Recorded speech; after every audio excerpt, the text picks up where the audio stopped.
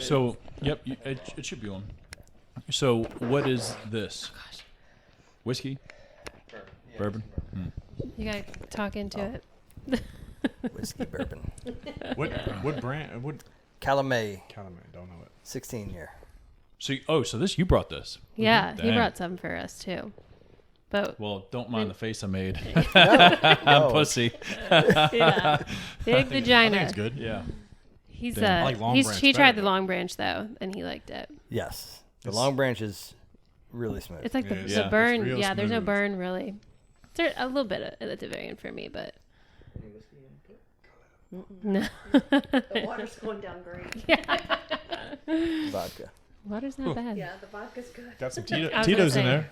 I can put a lime wedge. Actually, no, I can't. We don't have lime wedges. Well, this is the All or Nothing show. I'm glad to have everybody down here. We're in a different spot this evening. We're down in the lounge. Same house, Oh, different room. Yeah. And we have some guests here today. We have Kyle and Kristina Murphy. Hello. Hello. Hello. Great to have y'all. And we've been looking to bring on some guests, and, we had talked back and forth. And we always kept saying, let's get Kyle and Kristina on. Let's get Kyle and Kristina on. Because not that everybody, or no, not that, yeah, that's what I was going on the right way. Not that everybody's not doing anything cool, but y'all are doing something unique, I feel like, that we've, been watching over the past, I guess, year, maybe a little bit more.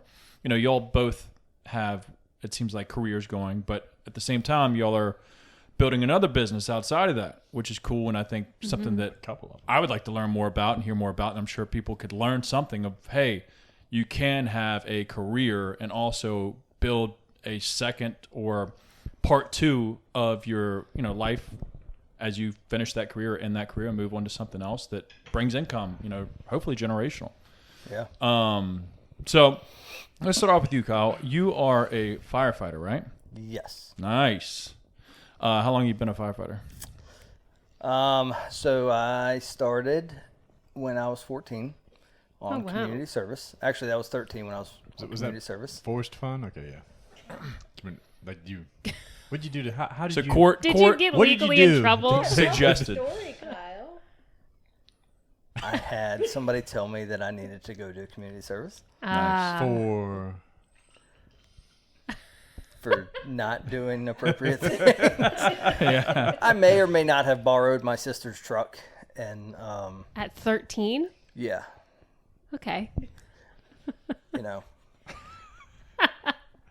You're a Yeah. better man I now. never knew that's okay. how you got into it. That's yeah. So Fun I borrowed that for a day, and that actually turned into a handful of days when nobody was home, and it all suddenly stopped at one intersection.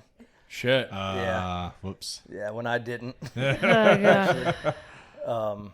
So it really sucks the way it all went down. Like I would go back and I would stop twice there. Yeah. But It led you to where you are now, though. yeah.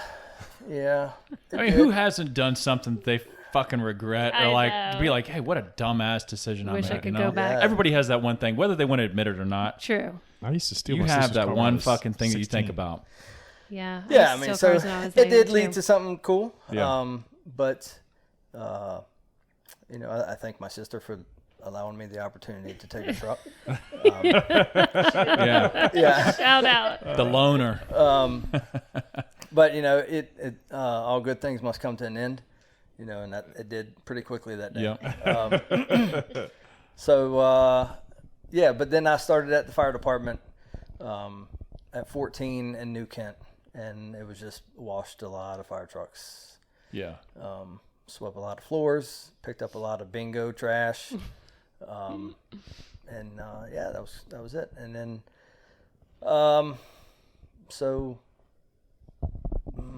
You got hooked after that? yeah. So the funny thing is that that everything just kind of came together because when I was like 4 or 5, I knew that I wanted to be a fireman. Like that's all I wanted to be. Yeah. So It's kind of shit. cool. I never wanted to be a fighter jet pilot. Never wanted to be president, which now I do. But I never, I never wanted to I'd vote do for all you. these big things. Yeah. I just wanted to be a little fireman. And so that was kind of like the segue into into that. Yeah. So I got picked up on the career department when I was 20-ish, maybe 21. And so I've been there, and that was 04, so I've been there ever since. Shit, Wow, man. almost Long 20 haul. years. Yeah. Damn. That's Oh, wild. yeah. Yeah. So here we are. Yeah, dude. Well, I've done, not to take any spotlight from you for your community service, but I've had a similar come up as well. Lots of community service at a volunteer fire department, and lots of washing trucks. I remember those days. Lots Man. of doing anything and everything that they asked. Yeah. It's been So- squeaky clean when I was young. And Or I just didn't get caught. you That's know, probably the Didn't big call thing. either. I almost went into firefighting from that. You know, during that, I was like, well, damn, I could do that. And my cousin, who was a firefighter at the time, he was whispering in my ear, he's like, hey, you know, go ahead and get your EMT, get your paramedic. And he's like, I know some, you know, I'm high up, blah, blah, blah. You know, we can definitely work it in if you get in, you know, if you get it all done and, you know, stay out of trouble. Anyways, long story short, a few years later, I finished my paramedic, but just kept getting denied from my record that got me into the community service. So I was like, screw it. I'm not going to do it. And which, looking back, I don't regret it at all, actually. I'm glad I went and learned all that stuff through my paramedic, but Yeah. I I remember that. Where was that at? my paramedic, Where were you trying to get on it? a few different places, but the last place that I applied and got like a job offer was Newport News. That's right. Didn't you like have like you were? They gave you the okay 2 for, weeks. like, They were like, hey, 2 weeks you're starting, and then like 2 days later they called me, and one of my ALS certs had been expired, and they were like, hey, we were trying to get you on the street immediately, and we don't have anybody to research you before that, so we're gonna have to revoke that job offer. I was like, holy shit, man. Dang. I know, Yeah. right? Firefighter. For So a back day. then, when was that? 2014. So that was pretty competitive still then. Yeah. I remember in 2000. So I graduated high school in 2001. Sorry, not as old as you. Ooh. But when I graduated, like it was super, super, super competitive. Like I remember going down to the Arthur Ashe Center. I think that's what it's called, right on the boulevard by the Yeah. ball field. Yeah. Uh-huh.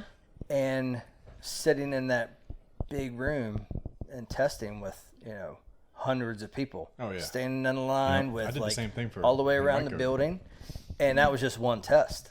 And they had 7 or 8 sessions. Yeah. And, you know, it wasn't social media that would tell you they were hiring. You had to check the newspaper Oh, yeah. Yeah. or hear it by word, right? Damn. So, same with Henrico. And, you know, I didn't apply for Chesterfield, but I applied for Henrico, Richmond, Colonial Heights, like everywhere in the state that was hiring.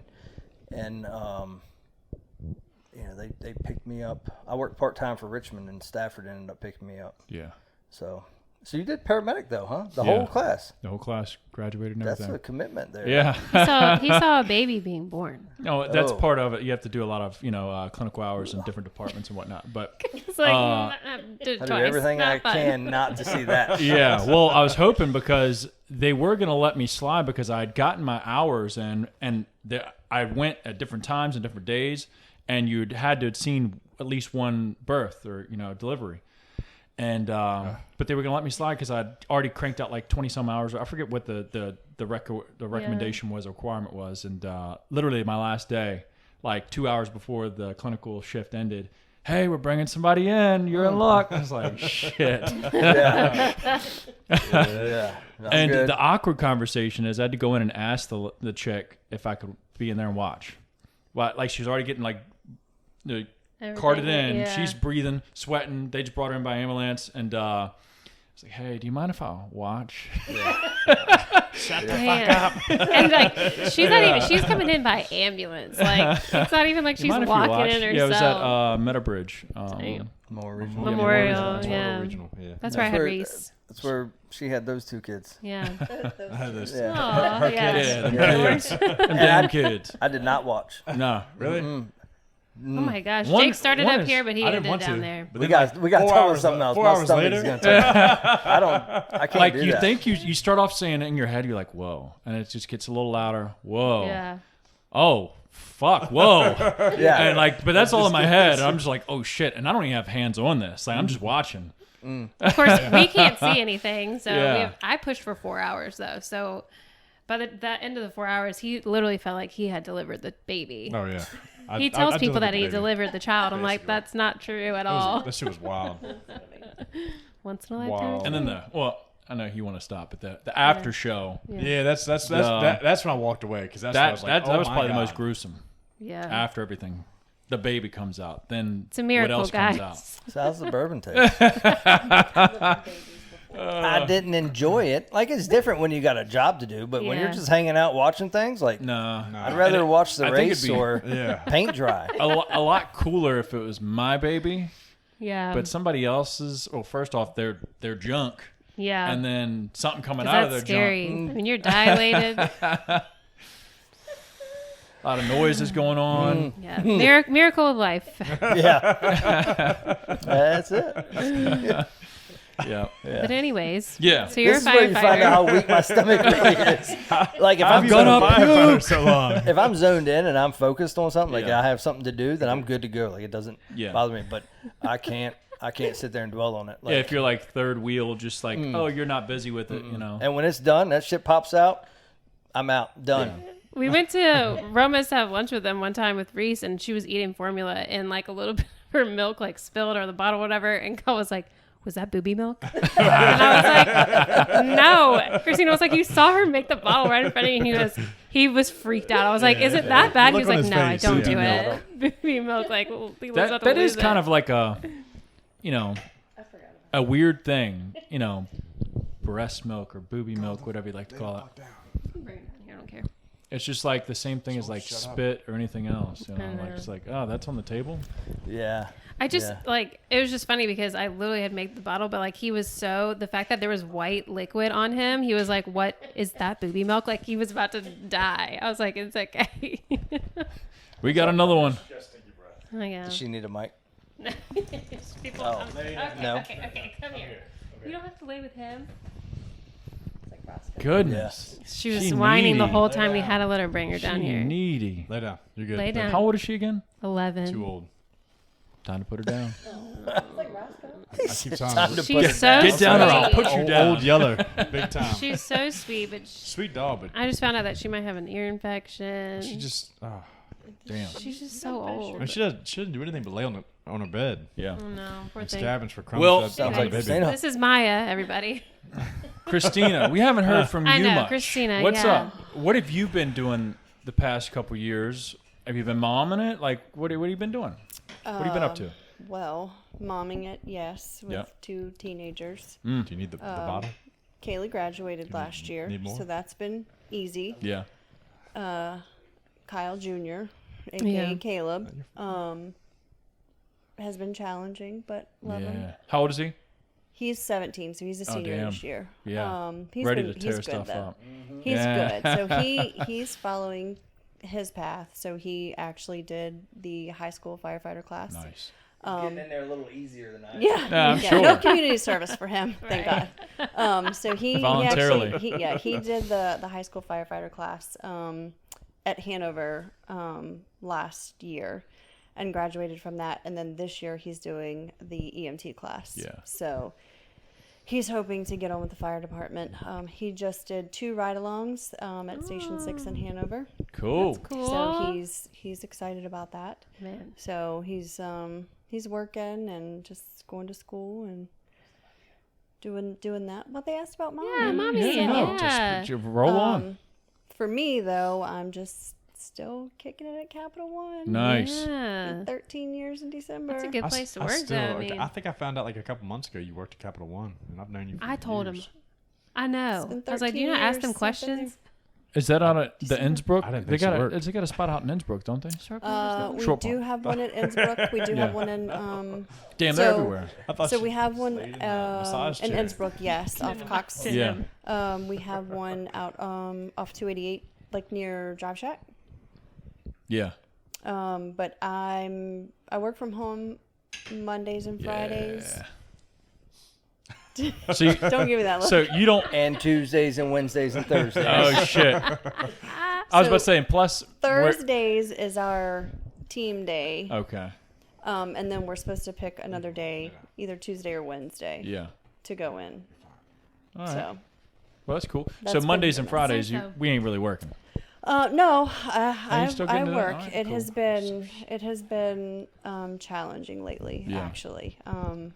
A couple of days a week, I'm probably working until 9, 10, 11, 12 o'clock at night Yeah. sometimes. So it's been challenging. Yeah. I bet. Yeah. I'm sure It's with, been- summer been a and lot. kids being home, or at least your son, Yeah, tearing up. So, I can't even use our kids as an excuse, Yeah. because they're older, right? Yeah. So, no, it's just work job. has just been Yeah. it's been crazy. Well, It's that's a been good lot. thing. So, But they got yeah, the side jobs too. yeah. So,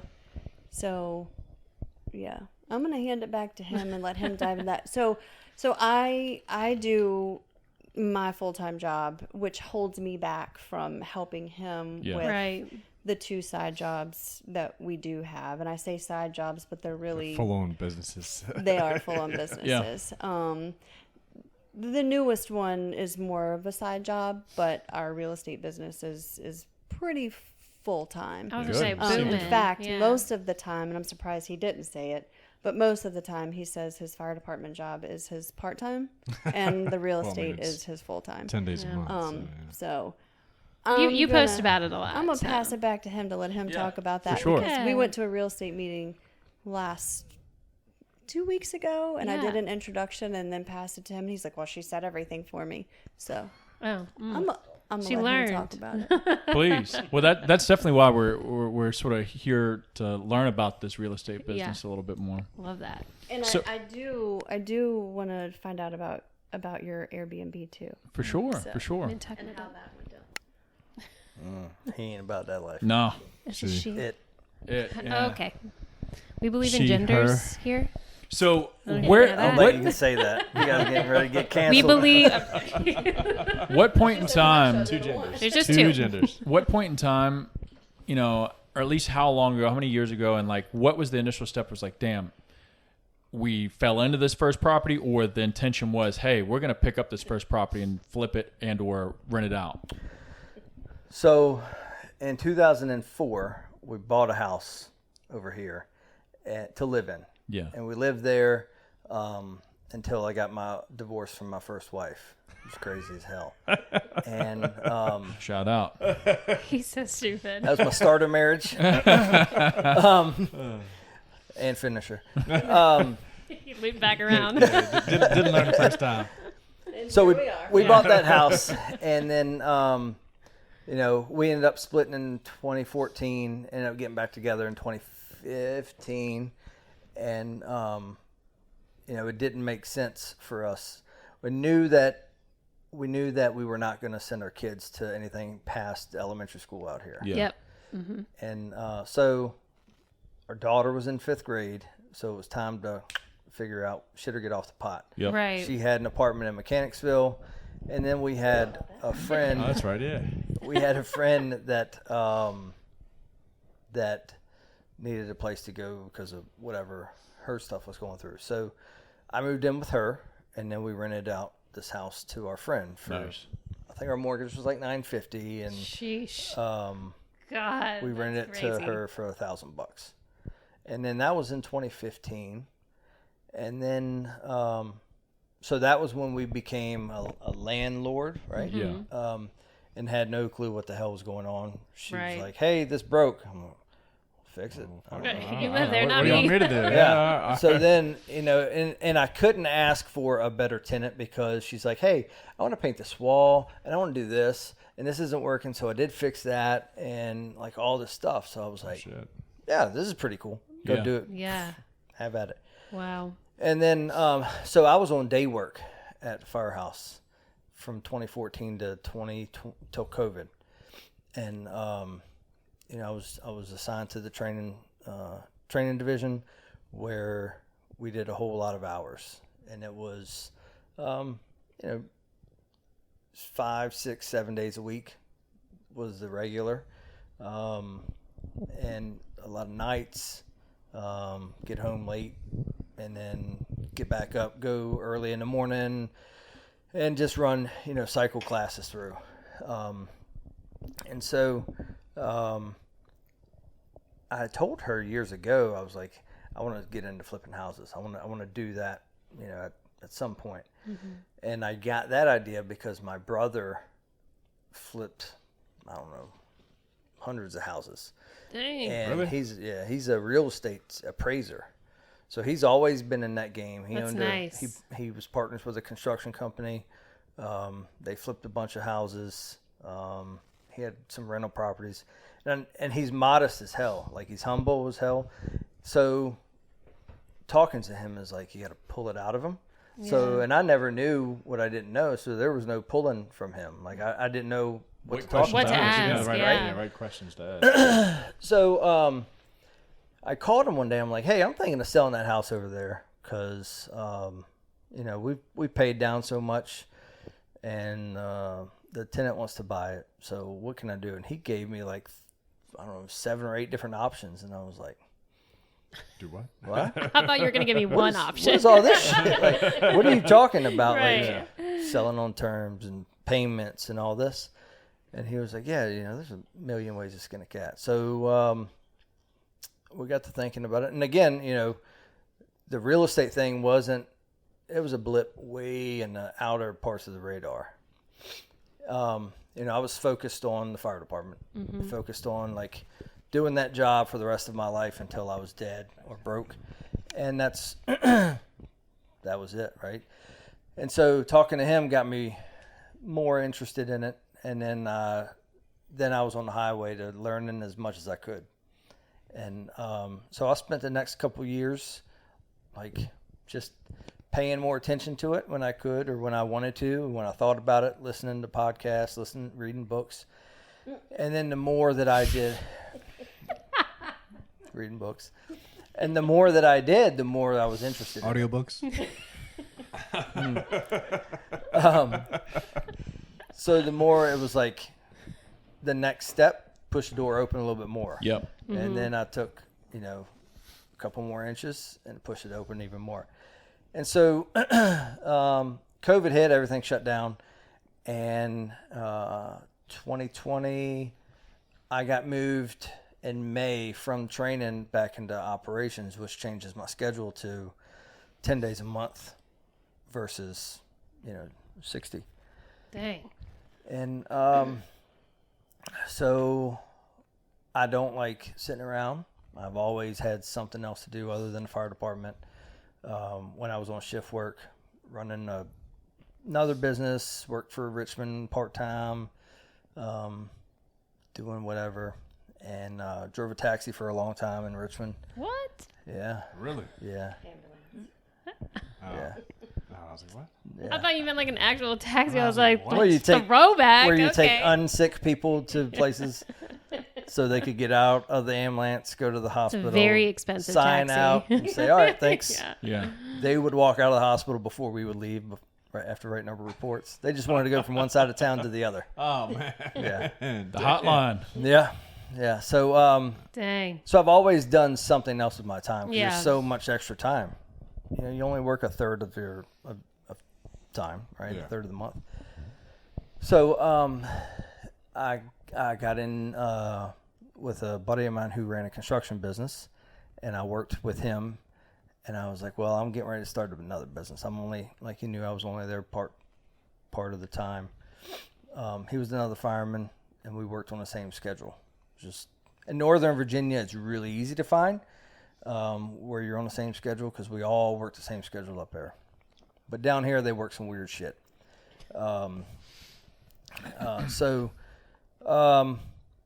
we worked together for a while, and then I was like, look, I'm gonna start my own real estate business.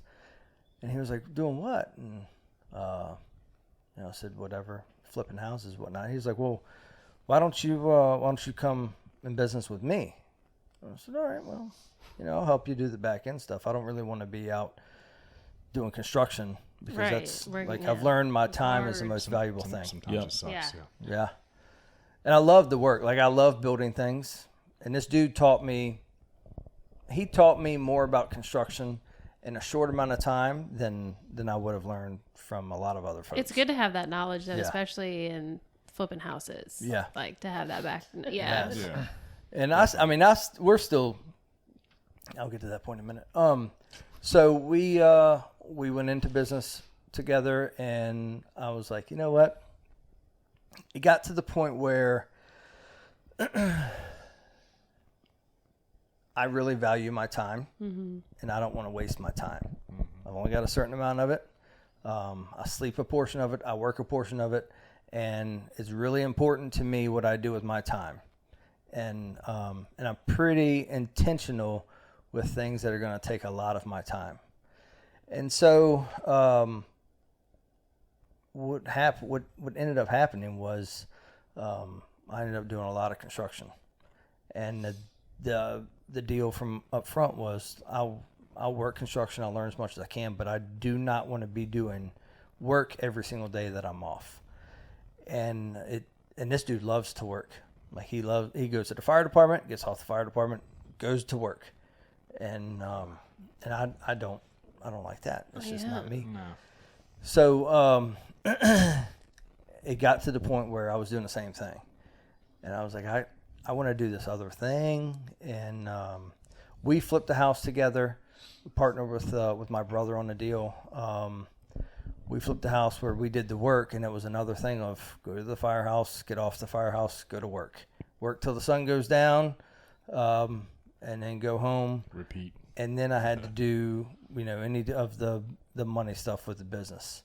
And then order, materials, make sure materials got delivered, or make sure that the right stuff was ordered or whatever. Because usually I messed it all up, and I have to call my partner and say, unfuck this. Right.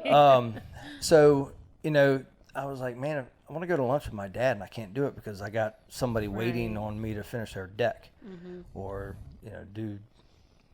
screw up their drywall or whatever that I was doing. And so I was like, this ain't for me. Like I got to be intentional with my time because I've only got a certain amount of it. And so I told him, over a period of time, I was like, I'm out. I can't do this anymore. And he was like, all right, I understand. And so we're still good. I don't know if there were hard feelings. There definitely weren't on my side because it was nothing but help that he gave me. But I was able to learn the construction phase of building construction. Yeah. And I'm pretty good with building construction from the fire side, from the fire department side, because we study it pretty often to learn how, what's going to fail, and this is going to collapse, and this is going to burn you up, and all this kind of shit. But I learned a lot about building then. And then, just other reasons I've learned a lot about building construction and building. So we got out of construction, took my dad to lunch spent some time with them, spent some time with her and the kids. And I was like, all right, well, time to shit or get off the pot. Yep. Right. With the real estate thing. How to make moves. And so we went and looked at some properties and hooked up with a wholesaler and made some offers. Really weird stuff happened. Got one offer accepted, and then the wholesaler group backed out of the offer because the house wouldn't sell the way that we needed it to. So they backed out of it because they basically got into like it was a zoning issue with the house. It was turned into a duplex. And if it's not zoned, then the banks won't lend on it. Right. So it would have been a great deal for me to get into. Would have been super cool, super good deal to get into, but I would not have gotten funding for it on the backside. So very important. Yeah, kind of need that. That does help. Yeah. Yeah. Money's usually big part. Yep. Peanut butter with jelly. Yeah. Yes. Yep. Yeah. So that fell through, and just the whole time on the backside of everything, I have an hour-ish drive to work, so it's podcasts every day. It's books every day. At night, I'm reading. I'm like really reading books, like reading the words. He reads good, goddammit. Yeah, he reads good. Okay. Did you ever tell Austin about that? No, I don't know. I can't remember what happened. I think I was at their house for a party or something, and I don't know. I can't even remember how it came up or something. But he said he was like likes to read. I was like, dude, what? I didn't even think you could read. Because sometimes you talk to him, and like, you know, if you talk to him outside of, you know, this podcast and other things, like he's. In Kyle's defense, most of the time Jake sees him, they're Not that at a he's- party not at that he their comes off- he doesn't come home, off and as he dumb is by any means, but, intoxicated. like, the way he just always like he just I don't know. He didn't seem like the book reader the type. reading type, yeah.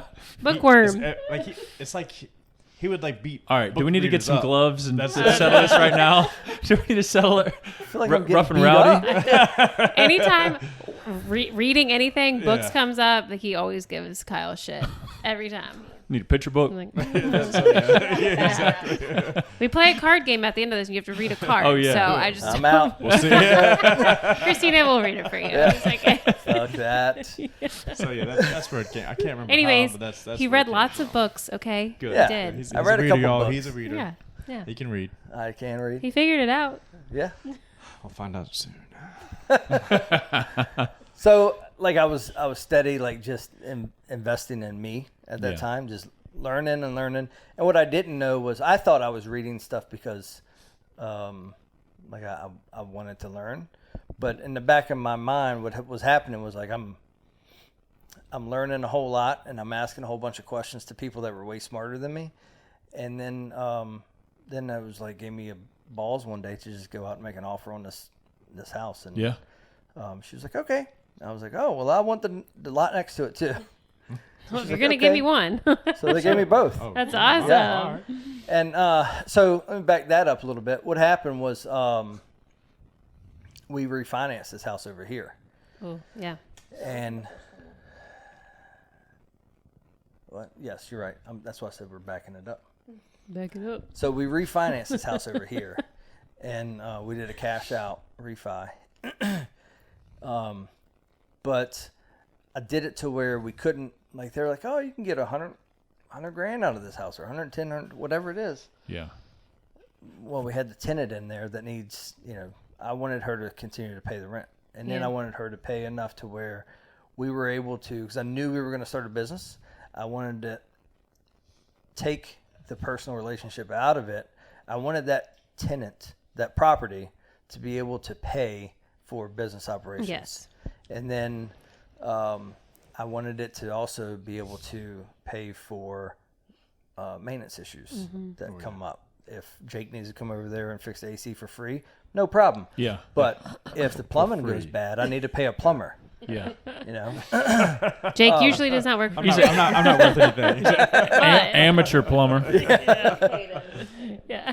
but you know what I mean. Like, so I need that business now to start working. That property For needs you. to work Yeah. for itself. Yep.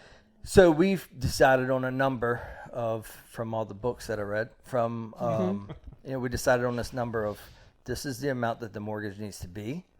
And then this is the amount that the rent is. And, you know, this is all that we're going to be able to pull out. And I don't remember what the number was. It doesn't matter. But we were able to pull out enough cash to fund, a townhouse. No, what is it? It's a condo that I got off my neighbor, just in random conversation. He was moving. He said something about it, so we ended up buying that, and then we funded the down payment for a house with a ADU on the back of it, and then a lot next door, and that refi funded everything for those three properties. The down payments for those. Mm-hmm. Yeah. Oh, Yeah, we paid cash or paid full on the land. We had a credit card, basically a 0% credit Oh, yeah. account. Yeah. So she took care of all that. In the meantime, she was like, I would say, chipping away at our debt, our personal debt, from buying a bunch of shit we didn't need. Yeah. And That's I wouldn't- nice I shit though. I wouldn't say it was. 3 years of shit. Yeah. I wouldn't say it was chipping away, but she was like taking a track hoe and taking big ass chunks out of that debt. Oh, Like yeah. she paid off. I think it was like $226,000 in like 44 months. I think it was. I paid off. That's huge. Jay's That's- like, that's what? huge. Debt free. How you do that? You got to be super strict. Yeah. And also, It's because I they feel read like books, Jake. now I listening to the started fucking story, reading. y'all had to have a long-term game plan to realize, hey, this debt needs to go away so the bank will start lending us even more because our debt to income ratio probably isn't the greatest if there is $200,000 in debt sitting on, So she's Yeah. as big of a nerd as I am, Yeah. except we're different nerds in different ways. I don't read. Yeah. She can't read. She But went to she Howard knows State. how the banks work. yeah. She knows how credit works. She knows Yeah. what the banks look for and what the lenders look for, and she knows the back end of that stuff. Whereas I know the front end of what to look for on properties Yeah. and how to make deals on that side. But So the other key to that too is we also try not to use traditional banks either. yes, now we correct. Small banks? Like credit unions kind of thing? Or Mafia. So we use a lot of drug money. Gotcha. Now, That's the key.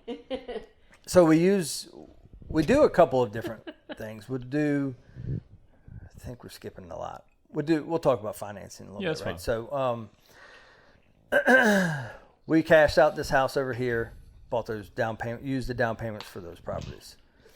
I guess our first one was the condo. Condo. So how long ago was the condo? 2020? Oh, is it the one I put the fan motor in? Mm-hmm. Oh, okay. Yeah, I think. That was one of the first ones y'all. Yeah. COVID. no He said shit. that. Yeah. So we started negotiating with the sellers on that one in 2020. Damn. Yep, because we got it in 21. And so, and what it was our neighbors directly across the street from us were leaving. They were moving, and I was like, "Well, shit, I'm gonna see if I can buy their house from them without using a bank." And because I read it in some book. Damn. Across from our house. Yeah, Mechanicsville. So I went over there and talked to them, and I talked to them about this deal that I didn't know shit about, and they were like, "Yeah." The husband was like, "Wife, it's just like this other investment property we've got." Mm-hmm. So I wrote down something in my notebook, like they had another one. We kept talking about theirs, and then at the end, I said, well, "What do you have? What's this other one you got?" Because I knew we weren't going to get theirs. And he was like, "Oh, it's a condo over off of Parham Road." Parham Road? Yeah. Parham Jake Road? knows. Yeah. Yeah. I've been And so, we talked about that, and he was like, "Well," I said, "How much do you want for it?" He's like, "Well, I don't know." He threw out a price. I threw out a price. And before I even knew what the hell I was talking about, Yeah. I said, "Well, let me go look at it. Let's Yeah. Let's put eyes figure on this this whole thing. thing out." Yeah. So we did, and came back with a price. Talked to my brother. He's like, "If you get it at this price, it'd be good." And we got it at that price, I think, or just Yeah. below it. And it had a tenant in there. Yeah, so Man, to Well, buy it turned out to nice. buy a property under that's all done, asking yeah. value, Yeah. that's nice. And I have two questions for this condo. Was it a deal done without a bank? That you were saying you were trying to work a deal with them, and I don't know if that just Without a meant bank. outside of the bank, like terms with them. So that we don't use banks as in like Bank of America, Citizens yeah. Farmers, and all that. We'll use special type of investor loans, commercial loans. Okay.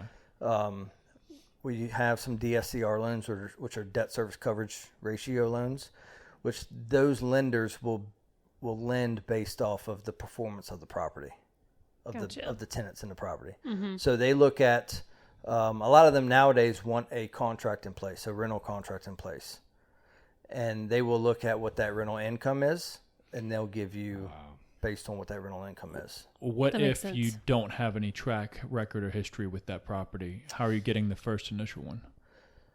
If Like- you, like- if you don't have a tenant in there. Yeah, If- like if this it's is your like the first, newest This is your one. first property trying to work with this private business or Lender. loaning company, and you don't have any track record or history of running a business with rental properties, how do you get a track record of even being able to manage it Rental properly comps. for them?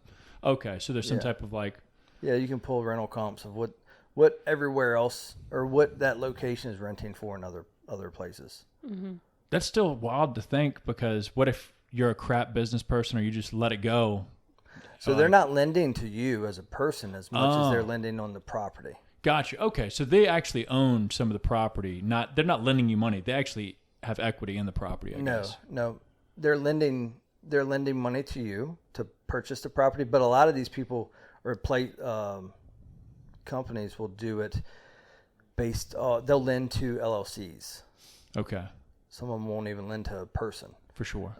Now you'll have to put in a personal guarantee on a lot of them Yeah. to where if you don't pay, then they're going to come after your After you. house. Yeah. But they're lending to an LLC, and the property is the collateral, right? So they're only going to give you 70 to 80% of the loan that you're asking for. So there's a big difference there from like your FHA loans or your normal house loans where Gotcha. you get Yeah. 3%, or you can get that knocked down to 1.5% or whatever. Investment loans are 20% because they want you to have enough stock in that property that you're not going to walk away. Got it. So, and that's where the cash from this house over here played a big part in Yeah. because we Provided, use that yeah. cash out to use as a down payment. Smart. Now we could have gone and bought a car with that. We could have gone to the movies a million times. What return is that Yeah. shit? That doesn't Right. bring any return. Yeah, exactly.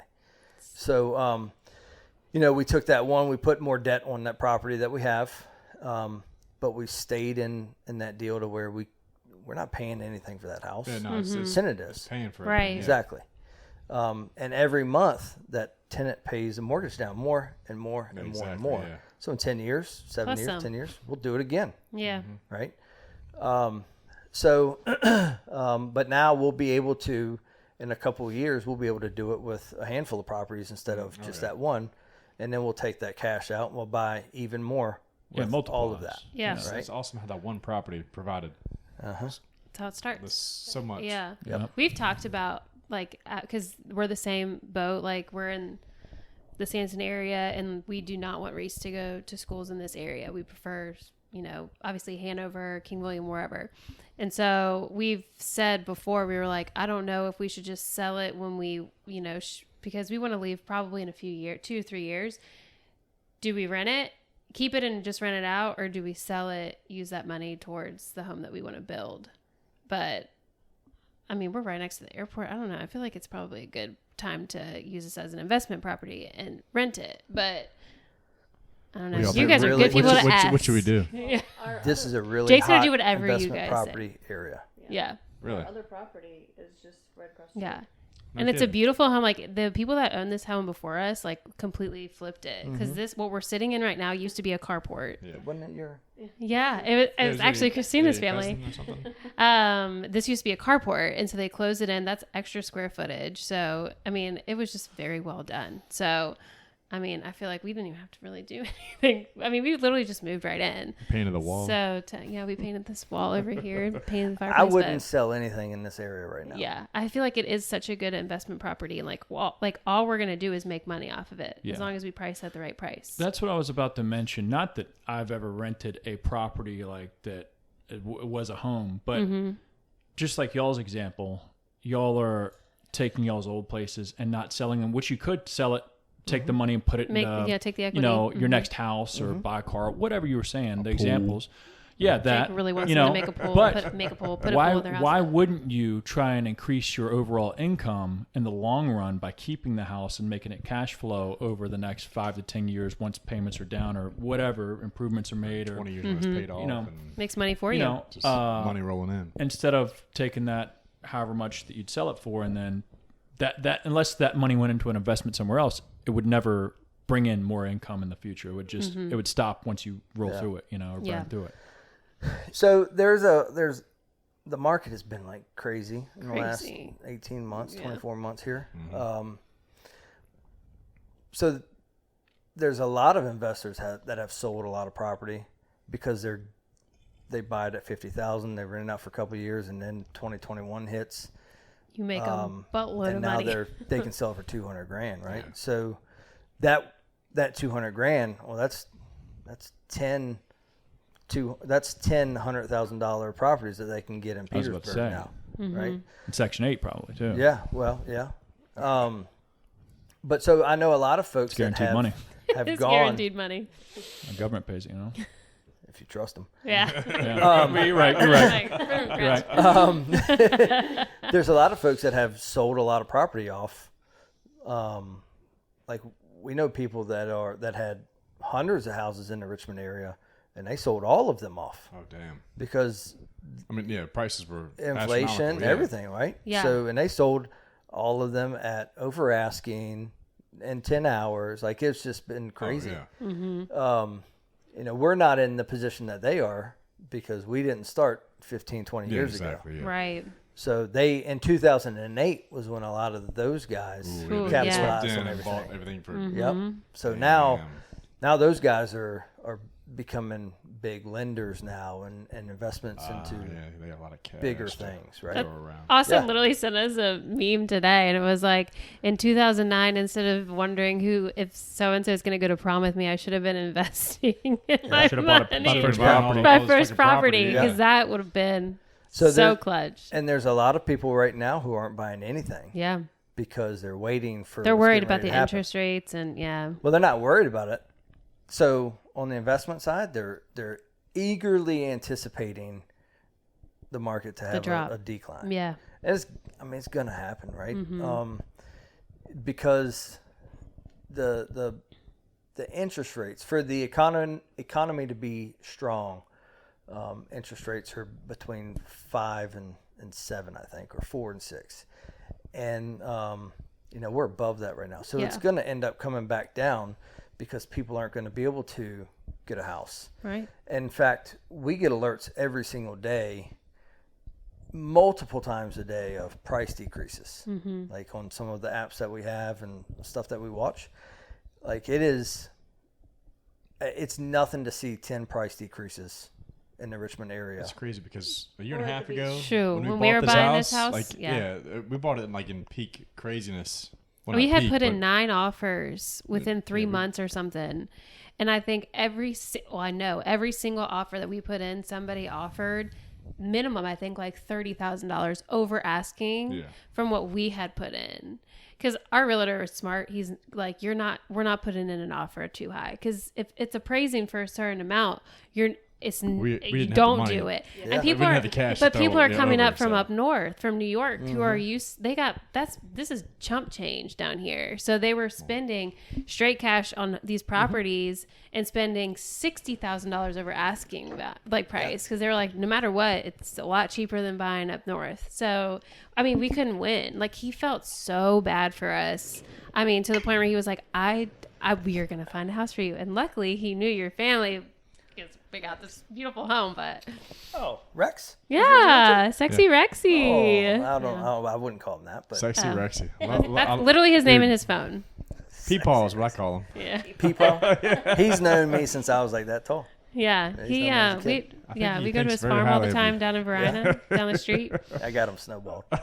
Yeah, but he literally told us, he was like, we're not giving $30,000 over asking, ridiculous. Like $60,000, absolutely not. Like, don't do that. That is a dumb move. And Yeah. so luckily we got our offer accepted, but he felt so bad. He was like 9 offers like in 2 to 3 Well, months. That's because the house before this one, he told us we had a deal. We had the house. Oh yeah, he did. Yeah. And then the people people backed out. backed out. And he felt terrible. Because it was like these siblings, like their parents died. And Everyone they, was like lifelong friends and blah, blah, blah. But either yeah. way, deal fell through. Like after The siblings were like, he's "No, hey, we don't agree. We don't congrats. want to Like, sell yeah, it for that." You're getting this house. I was like, oh, Yeah. fucking A. Hell yeah. And then We were celebrating. It was so like the sad. next day, he's like, sorry. I'm so sorry, but this shit. Yeah.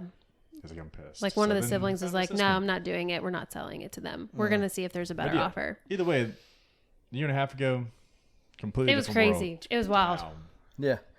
And a year and a half from now, it's going to be a completely different world Yeah. than it is today. Yeah. And But regardless, real estate is a great investment. hopefully it'll be really like dark and gloomy. Yeah. Yeah. Just buy it all up Yeah. while you can. I mean, there's not so much Yeah. land, Do it. so Everybody needs a place to live. And there's a lot of people in this world. So. I think right now, what's keeping the prices as high as they are is because there's such a shortage of inventory. Yeah. Right. So it's a scarcity mindset of, there's not a whole lot of houses that are on the market that we can afford. We better just buy the first thing we get to. And so houses aren't sitting as long as they were. But I saw something this morning that one of the realtors that's in our networking groups, he said that, he's noticed his house is sitting for an average of 6 days longer than, a month ago, which is significant. A lot, yeah. Because if you look at all of the price decreases, now the houses are sitting longer, that they take that very first short period of time and they try to list a house like on a Thursday or Friday, get the open houses on the weekend, and then some of the realtors may be making some empty promises to the sellers, saying we'll sell your house for $250. Well, $250 might have been in February you would have got it for $250, but today you might only get $230, and it might have to sit for a week. Yep. So I'm not a realtor. I don't claim to be. I do hang out with some really smart ass people, and I do listen to them. Your baby mama? What they say, and that's where I get all.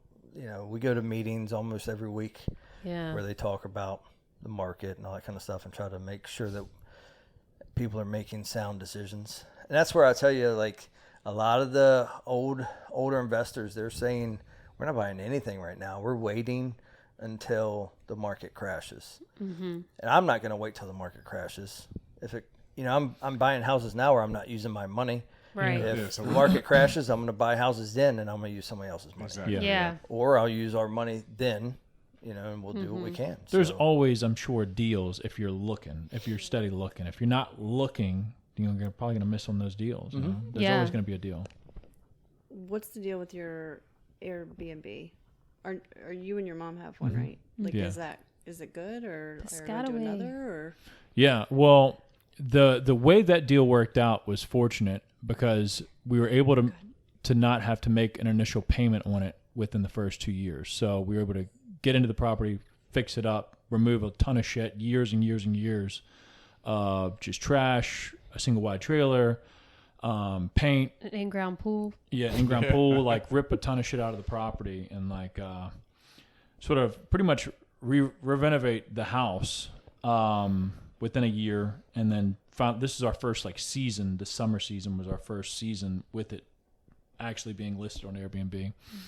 And the reason I jumped into that is because of podcasts and listening to people that I caught like three to four people that I've just followed on Instagram that don't really necessarily do Airbnb, but they just do real estate, and they were talking about how real estate was always the best thing. Cash flow, make your money work for you, so you can not work less, but put your time and energy into other things that would make money as well. Right. You can only work so many hours. And I was like, all right, well, long term, within hopefully 10 to 12 years, if I start now, I can maybe sort of reap some benefits from whatever. And I knew my mom had an Airbnb before down in Tappahannock that had done well. And she really didn't put much effort into it. And I started looking into that, listen to podcasts, and follow like one or two people that had Airbnbs that were doing very, very well.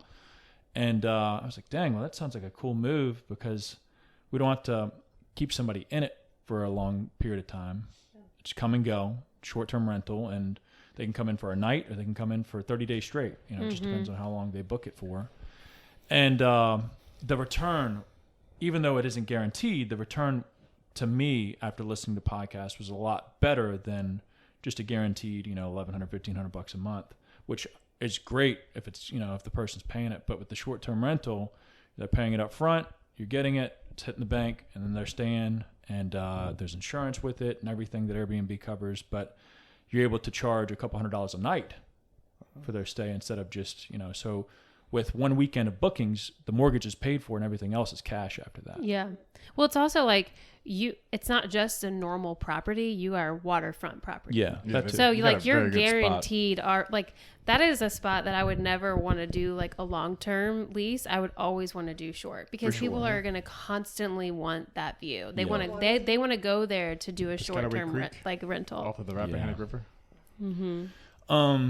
But this, a couple of the people that I do follow that do Airbnb a lot bigger scale than me and my mom, which is one property. They do have properties that aren't really like on like destinations per se. Right. It might be near hospitals for nurses, traveling nurses that they have, or short-term people, employees. That it's strategic for sure. You just can't have like an Airbnb in the middle of nowhere, and I'm sure maybe it'd get rented here. I tell or there. you, dude, you can. You can. you can. Yeah, you can. Because The cabins and My stuff. brothers had Airbnbs in New Kent. Literally, Yeah. Well, if it's near, hopefully if it's near something, it's not. no, Really? like the winery or Williamsburg. A couple miles away from the winery, like Yeah. maybe 10 minutes away. But he had Airbnbs, and when we were talking to him about it, he was like, I never knew Yeah. that we would get that money. And what it is they had so they had a guy who managed all their Airbnbs. Yeah. That's nice. Yeah. And so what he went out and he found people to stay in them. And he got this one house, like 2-bedroom house, right on New Kent Highway, and he got it rented out for like a year, oh, something dang. like that. Somebody that was working over here at the airport with a Yeah. corporate See, lease. that's nice. Yeah. If you can do something like that. Yeah, and he said I think he said it paid for the rest of the house that Mm-hmm. it had, with that Oh, lease yeah, that was bad, on it. yeah. Yeah. But a boy I just bought a house from. He's got Airbnb, a handful of Airbnbs in like Colonial Heights area, and Colonial Heights is the number one or number two place with top Airbnbs in Virginia. So weird. Colonial What? Heights. Colonial So Heights. weird. For what Never in a million years, I for? think. So you got Fort. It's Oh. not called Lee. It's not Fort Lee anymore? Fort something else. But They it used to be changed the Fort name Lee. of it? Yeah.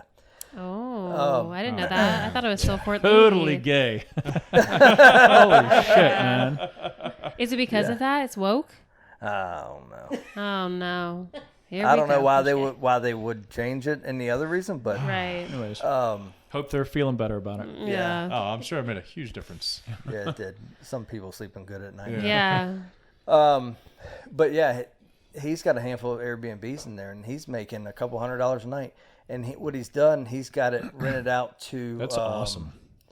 to people that are on base, contractors that are working on base. And they got money. So they That's can what stay you need. awake. You just need. Yeah. Damn. I mean, Because they ain't That's paying it. for it. The government is giving them money. And so what they do is he's got it rented out to them, I think, Sunday through Friday. So the workers are there. They come in Sunday night, and Right. they stay Monday, Tuesday, Wednesday, Thursday. They Yeah. leave Friday morning. Right. Well, he's got it on Airbnb Friday night, Saturday night. Oh, shit. So he's got higher rates Friday night, Saturday night. yeah, Well, Friday night, Saturday night, families come in to see the guys who are stationed over they there. gotta pay it. So they're going to pay it. Yeah. Yeah, Right. that's 7 And days. so Damn. they So smart. they leave Sunday morning. He gets his cleaners in there before the All the workers workers show come up back. Sunday night. So smart. Damn. And he's got it rented out for a year or something like that. Dude, Crazy. That would be, Shit. that'd That's be why sick. you and your mom are starting to Heights. do that too, Yeah. like managing guessed that. Airbnbs, Ever. The which number, is smart. I think it's either the number one or the number two top destination for Airbnbs in Virginia. Crazy. I was saying him and his mom are starting to do like manage Airbnbs for other people. So Yeah. like I especially think we messaged up back. at the like Tappahannock or whatever, if people aren't there all the time, they just have a summer house and they want to rent it out. Like we're very close. It's easy for him and his mom to go up. They already have a place up there too. Anyways, they'll manage it for them. Yeah. It's so smart. I feel like if I had if I had a place down in somewhere and I wasn't close to it and there was a person that was willing to manage it and go there and make sure everything's flipped and cleaned and whatever, I would definitely pay a Well, management fee for that. If you think about it, I'm sure even it was your brother that had it. You said, yeah. I mean, we've talked to other people that at least are local in Tappahannock, where my mom owns one and then we own one together. And we've talked to other people that are in town that, we know they have Airbnbs and they're like, yeah, we're doing well with it, but we just don't feel like messing with it, or they have careers outside of that, which obviously my mom, she has her own job and I train, but it's like, most people just don't want to get off their job and then go have to deal with that, even though it's making, some money.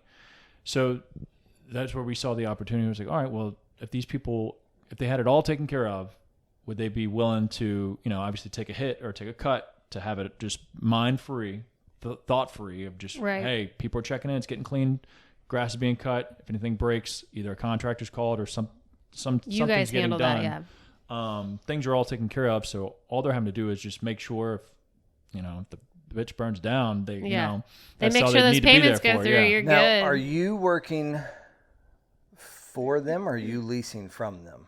No, so we would be working for them. Okay. Yeah. Have you thought about leasing it from them? No, but I like that. So what I learned a couple years ago is any way you can get in the middle of anything and do the least amount of work, you'll be the happiest doing it. No, 100%. Yeah. That's why the banks make a lot of money. Yeah. So you can look up, and I don't have any of these, so I'm not an expert at it at all. But talk to them and see if they'll give you like a monthly lease at a certain price that's a year long. And we try and then you pay that, and then you take the balance of whatever you want to charge for hire. Yeah. That way they don't have to worry about it. They don't have to do if the water heater goes out, they don't know anything about it. You take care of it. 100%. You just send them the payment every month. Yeah. But then if you want to raise the rates, they don't. That's not their. I don't want to say it's not their business, but they're at a steady. They don't have a. They don't have a choice. Their lease, and that's it. They don't have a say. I used to work for another guy, and this isn't a guy that I was taking advice from, but I used to work under him as a trainer when I first started training like 10 years ago, and he quit training, and now he does Airbnb full time out in Ohio.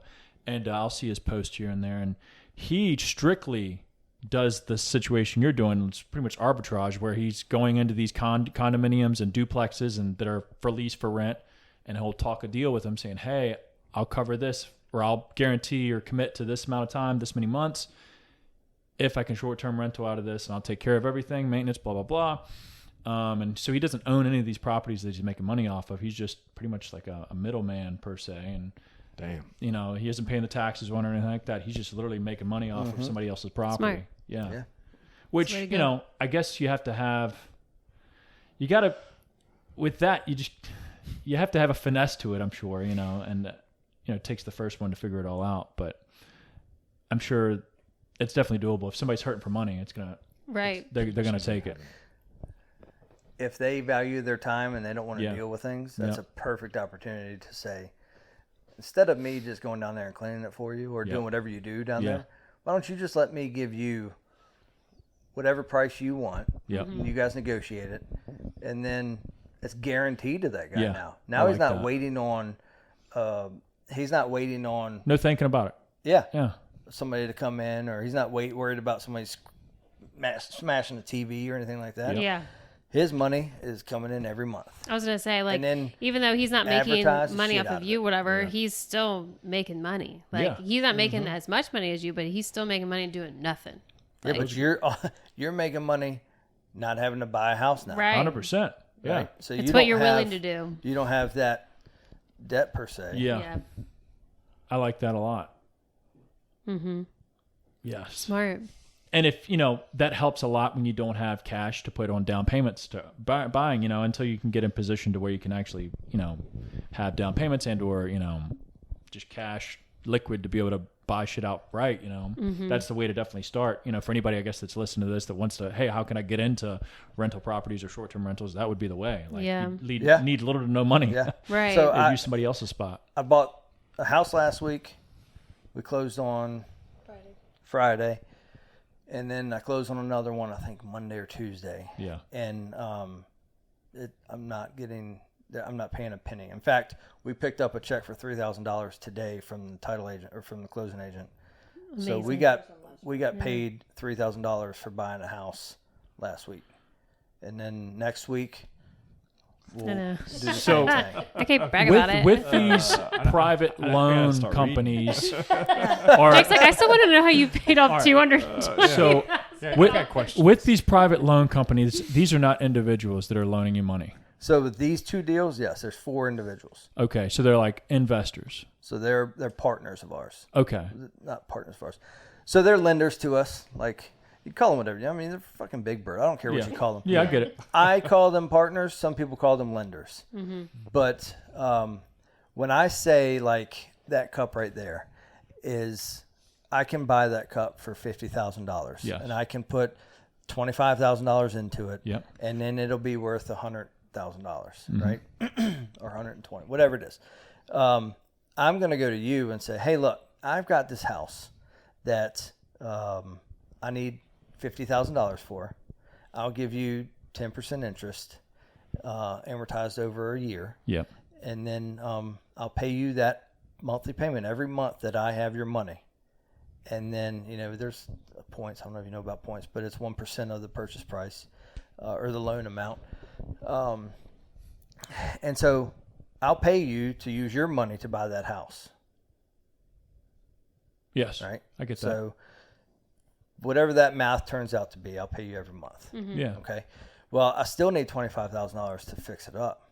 So I don't want to use my money for that because I want to lend my money out to other people to do the same thing and pay me. Yeah. Right. So I'll say, Jake, I need $25,000 to fix this house up.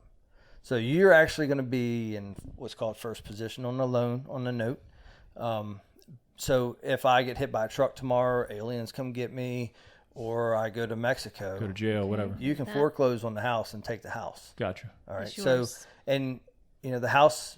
But I'd be splitting with the other 3 partners. Nope. Well, let's say, for example, you had those 4. because it's 2 different houses. Yeah. 2 on each deal. Okay. Yeah. Gotcha. So there's only 2 on each property, right? So, Okay. so you're going to be the mortgagee. Yeah, because I'm payer. You're going to be the mortgagee for that cup. All right.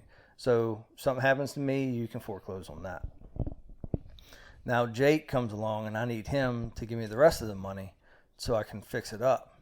So $25,000, a couple months, I'll give you this interest payment, and you're going to sit behind him on the mortgage, on the deed or trust, whatever it's called. And so you're both protected because if I get hit by a truck, you get to foreclose and take the house. So your money's there. Yep. It's just in a property. I get it. Right? Yeah. Now I pay you payments every month. Yeah. Right? And that $50,000 that I borrowed from you, maybe I only got the house for $45,000. I bought the house for $45,000, but I needed $50,000 to cover closing costs. And then there's some bills or something like that come along with the closing costs for doc prep and all that kind of stuff Yeah. with the lawyers and all. Yeah.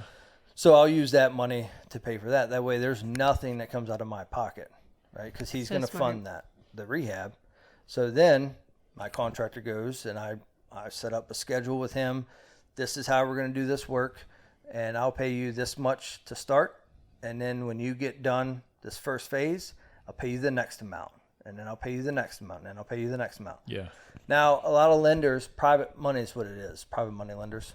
A lot of private money lenders that understand and know what they're doing, they're going to want to see pictures. You, not as much. Him, yes, because he's funding the rehab. So he wants to see what's going on with the property. So we'll send pictures of, hey, here's an update. We just finished this. Now, it's all based on trust and relationships. I would never call somebody I don't know and say, can you loan me $50,000? Because if somebody called me for $50,000 and I didn't know them, I'd say, Take rocks. yeah, wait for it. Yeah. Fuck off. I'll mail it to you tomorrow. So it's all based on trust, right? And some of our lenders, like in this last one we just did, right before I sat down, the guy texted and was like, I signed the docs, everything's good. Let me know where to send the money. He doesn't want to go through the lawyer because he knows it's going to cost me another, $3,000 to hire a lawyer to write up the same stuff I can type on my computer that I'm just retyping stuff that another lawyer paid. Yeah. I paid for to get. When you're saying retyping, that's like a contract between y'all two, right? Yeah, Okay, deed of got it. trust, a note. Yeah. And now we're off to the races. So I pay you every month, Yep. and I pay you every month, right? But then I'm like, I really don't like paying every month because that's more money that comes out of my pocket now Yep. because it hasn't made me any money. So then I'll say, hey, how about instead of 10%, I'll give you 11%, or instead of 2 points, I'll give you 3 points. And then we defer all these payments to the very end when we sell this house. When you sell, okay. So now I got a house, you bought it, I'm fixing it up, and you're paying for it. I'm not paying anything. I'm on the hook for everything, right? So if I say, yeah, I think I'm going to go work at McDonald's for the rest of my life. Yeah. You guys can take my house, my car, her. Gladly. There's a lot of other things. Like you can do you can sue me for everything I have, because I'll sign a personal guarantee. Now, the other thing is, a lot of these private money lenders, they just have a shit ton of money. They don't know about what they're doing with it. Yeah. So it's my job and obligation to keep them safe on it. So it's not like I'm sitting there Googling, like, what's the best document to do this? I've paid for these documents from doing other deals with other people. So they're legal they're documents that have been drawn up by attorneys. I change the name, change the address, change the amount of money, and make sure everything else is the same. So if another attorney will use it, then why can't I save me $3,000 to do it, right? Now, I'll also, my sister is a title agent or owns a title agency. Abstract title.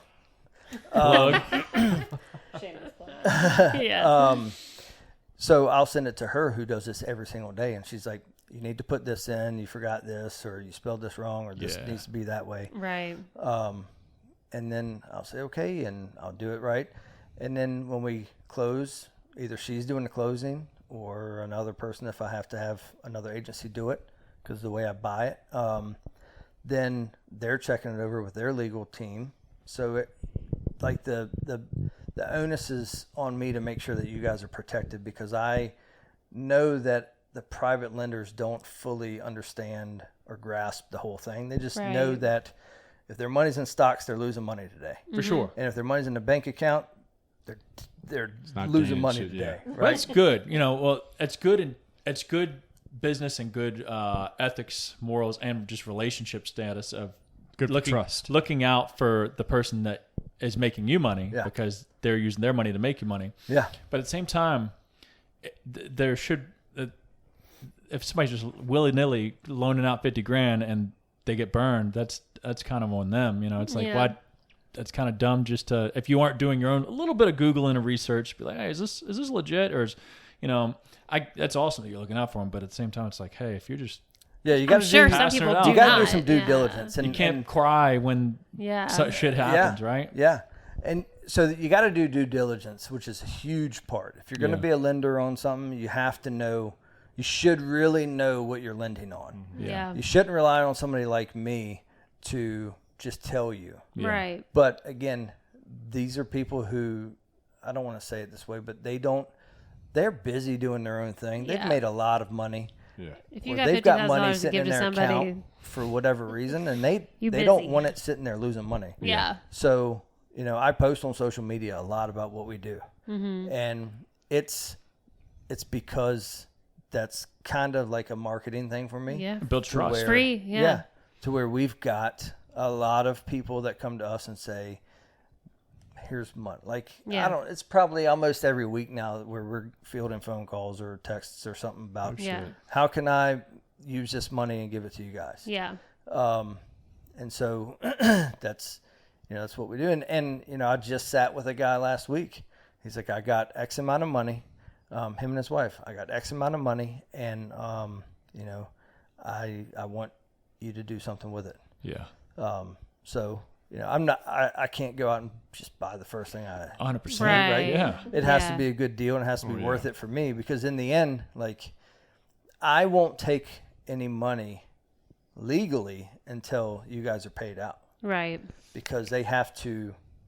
You're in first position, so you get paid first. Your money back. You get paid your money back.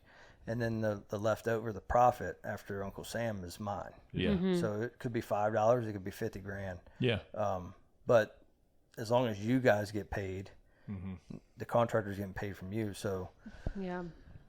that's the important part. Yeah. Yeah. I was going to ask, when y'all don't flip every single property. Some that y'all keep and let them cash flow, or let the renters pay the mortgage, blah, blah, blah.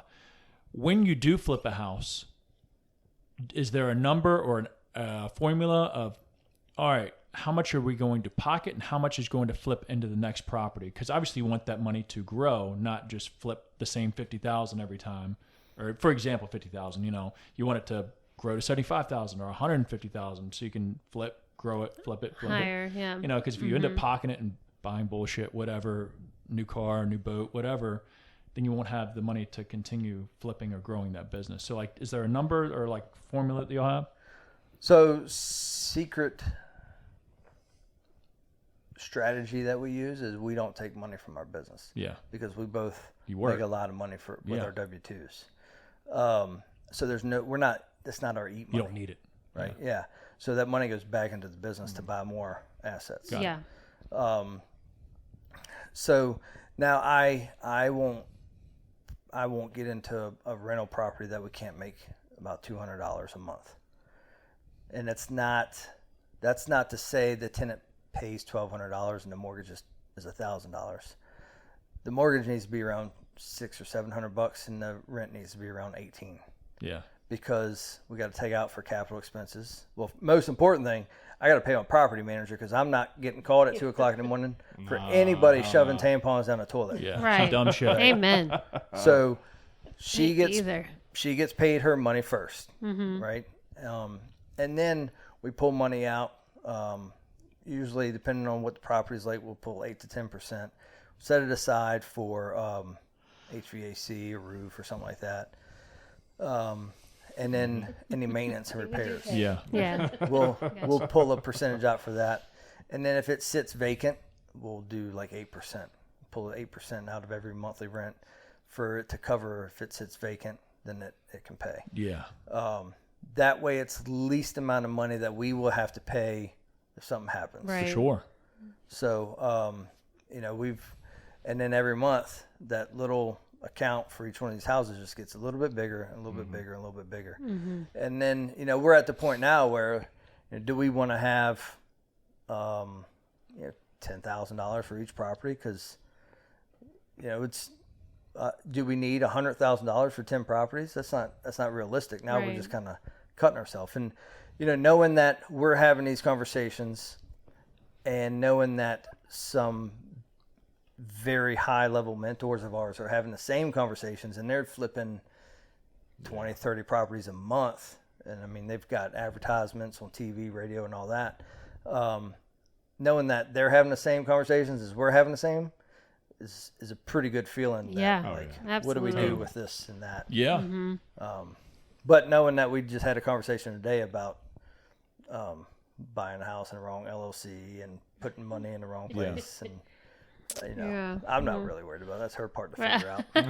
Well, I guess that's a cool Yeah. that's a cool perk of like the networking, or at least having some social groups of people that are doing bigger, better things than you. Not to say y'all aren't crushing it, but like, you always People need that have somebody been doing it longer. that knows some experience, because, when you're starting something with zero experience, you're like, fuck, we're doing this all wrong. But then Yeah. you hear the higher ups, they're doing the same problem. It's like, all right, Yeah. so no, we're on the right path. It's just, Mm-hmm. it's always, anything's bumpy, anything worthwhile is going to be bumpy. It's all about who you know. Yeah, that is true. But another question with the rentals, do y'all plan on like jumping up or ever scaling to duplexes or apartment complexes of any sorts, or do you always want to stay with single family homes? No, I want to get out of single family homes. Yeah, I feel like that would be the move to get away from that. So we've got land right now that we're going to build a duplex on, and we've Yeah. been saying it for a year, 2 years. But it's like the lot's just sitting there. The grass is cut. I don't even know who the hell's cutting the grass, but thank you. No shout out, but thank you.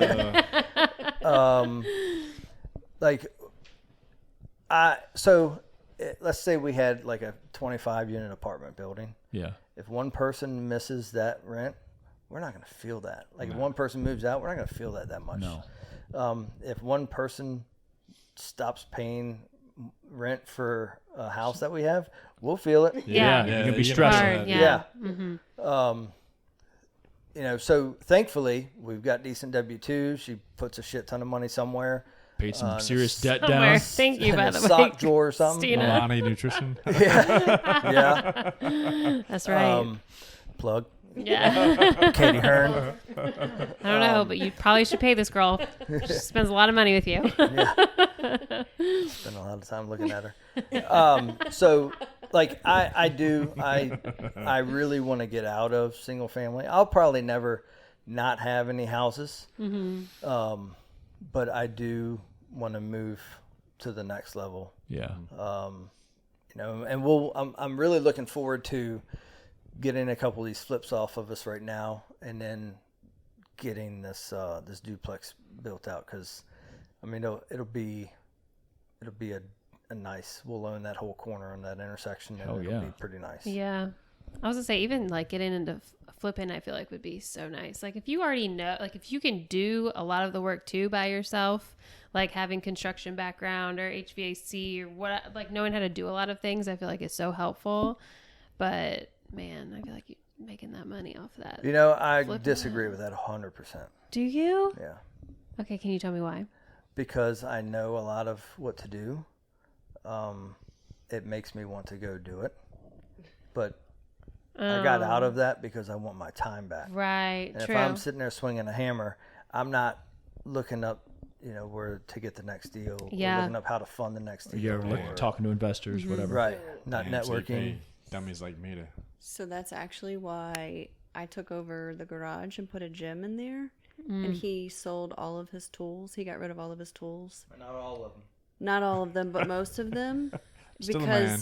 because he did not want to have the opportunity or Right. the tools to be like, oh, I can go fix this. Right. So he was like, He didn't have the if option. if I sell it, then I won't do it. Yeah. So that's why I have the gym at home now. I just feel like Jake would be like, but I know how to do it, so I'm probably going to do it. I could see it being so easy. You're like, plus I can save $300, but it's Right. like Dude, shit. Man, That's our mindset. we did a burr 2 years ago, I think, Yeah. and it should have took like 2 months. If I would have kept my fat ass paws out of that thing, Yeah. it would have. And I just told the contractor, go do it. Yeah. Like, They're licensed. They know what they're yeah, they're I trained. mean, I don't know if Yeah. they're licensed, but they should have been Never like. mind. I should not have. What I did by getting in there, I slowed them down. Yeah. And it was a conversation that we had with our contractor. Like, she said, "Why? I thought this was going to be turnkey. Why did you not let me do this?" And I'm like, "I'm sorry. Don't yell at me I anymore. literally don't know. Yeah. I don't know what to do. I had this hammer and I just wanted to do something. Yeah. with it. Yeah. Because I'm a But yeah. man, okay? That's why. And it See, was really early on. I can see, with the more properties you have, the more stuff you have going on. Like, you don't have time to be there. I feel like when you No. start out, like, that's like, because in my mind, thinking, like, okay, if I start out, like, I can do so much by myself. I can do all of this or whatever, and it'll be fine, and I'll save so much money. So I lot feel of like work. maybe that's I a think lot of people's that mindset, is how you and start. that's I why. think it's good to start that way good to because start. then Yeah. you get a good perspective of how much work Yeah. you really This need. takes Right. And how much And not only that, How much you is don't want to do. if a painter's going to charge you $1,000 to paint that wall, I can find somebody that'll do it for $300 because I Yeah. know 100%. I'll do it it'll for cost me $300. $50 to do it. Yeah. Hire me. I I mean, did that. That's So- literally how our first year at that creek property was. It was all us ripping walls, Yeah. painting, cutting trees down, anything and everything besides actual contractor shit like roofing and shit like that. Yeah. It was all done by us. I put AC in there. Yeah, he did. Yeah, he did. He did. That was a Yeah, he whole did. day's worth. I think Call me. it's important to know it because then you can make sure you're not getting ripped off. Yeah. For sure. And then if there's a bind, if you get in a bind, you can go in there and you can do something real quick. Yeah. But for me, I value my time, so Yeah. I'm gonna take my money and put it to somebody else who can go and do it. Because if they're going and fixing, the one we got last week, if they're gonna go there, there's a lot of work that needs to get done. Excuse me. There's a lot of work that needs to get done. It's like 50 minutes away from my house. Oh, yeah. No, Like, not so for me. you're looking at least 2 hours of my day Commute. and Yeah. drive, right? And it's I work an hour away from my house now. What's an hour away from that house? So if I'm coming from the firehouse, then that's 3 hours of my day that is just spent behind the wheel of my truck. So then I go there. Let's say I leave work at 7, which never happens. I'll get home at 8. I'll get all my tools and stuff. I'll leave there around 8:45. I'll get down there 9:45, 10 o'clock. I'll stop and get gas or get something to eat. And then I'll set everything up to start work. I'm not starting work until like 11:30. Yeah. And then I'm going to work until 5 or 6 because the sun's going to go down early. On the heels of that, though, too, like I feel like property management is on the heels of that. Like in the beginning, we were like, oh, we'll handle it all ourselves. And with the same property, we were like, F this. Yeah. Yeah. We're going to have a property manager. Yeah. And from then on, we were like, we're going to have one. The only one we don't is the first one, where my girlfriend lives. But Yeah. all the rest of them, we have a property manager. Well, I and was it in is property so management for nice. 5 years. So if you Really? guys are. You know why we have a property. Yeah, I Yeah. do. Absolutely. Now you can just sort of, not write it off as that, but like, that's just a cost of doing business now. It's like, Yeah. that's Yeah. it. It's just something to look at it that way. It's so stressful. Like property management is a lot, and to have to do it on your own without like a team, because every place I've worked with as property management, like for the most part, you either have people that you just, send a message to like, hey, can you go and do this for me? Or it's like we work within like business hours and we call like Serve Pro, and like they go and do it. So like it's really like I didn't have to do anything, but like having that somebody to just take care of all of that, because it's a headache. But even for the tenant portion, not having to screen them. Yeah. And do we have one property Oof. with the guy he's 76 years old. Mm-hmm. He's old school. Like she had to sit down with him and do, like he didn't have a computer. She had to sit down with him and like do all DocuSign the chat. paperwork and everything. She had to get him signed up. He didn't know how to do like automatic payments and stuff. Yep. And she had to sit down with him. And It's a we lot. don't have to do any of that. I could imagine. Like they do it Yeah, all. I had to Chasing do money. It I is worth that 10%.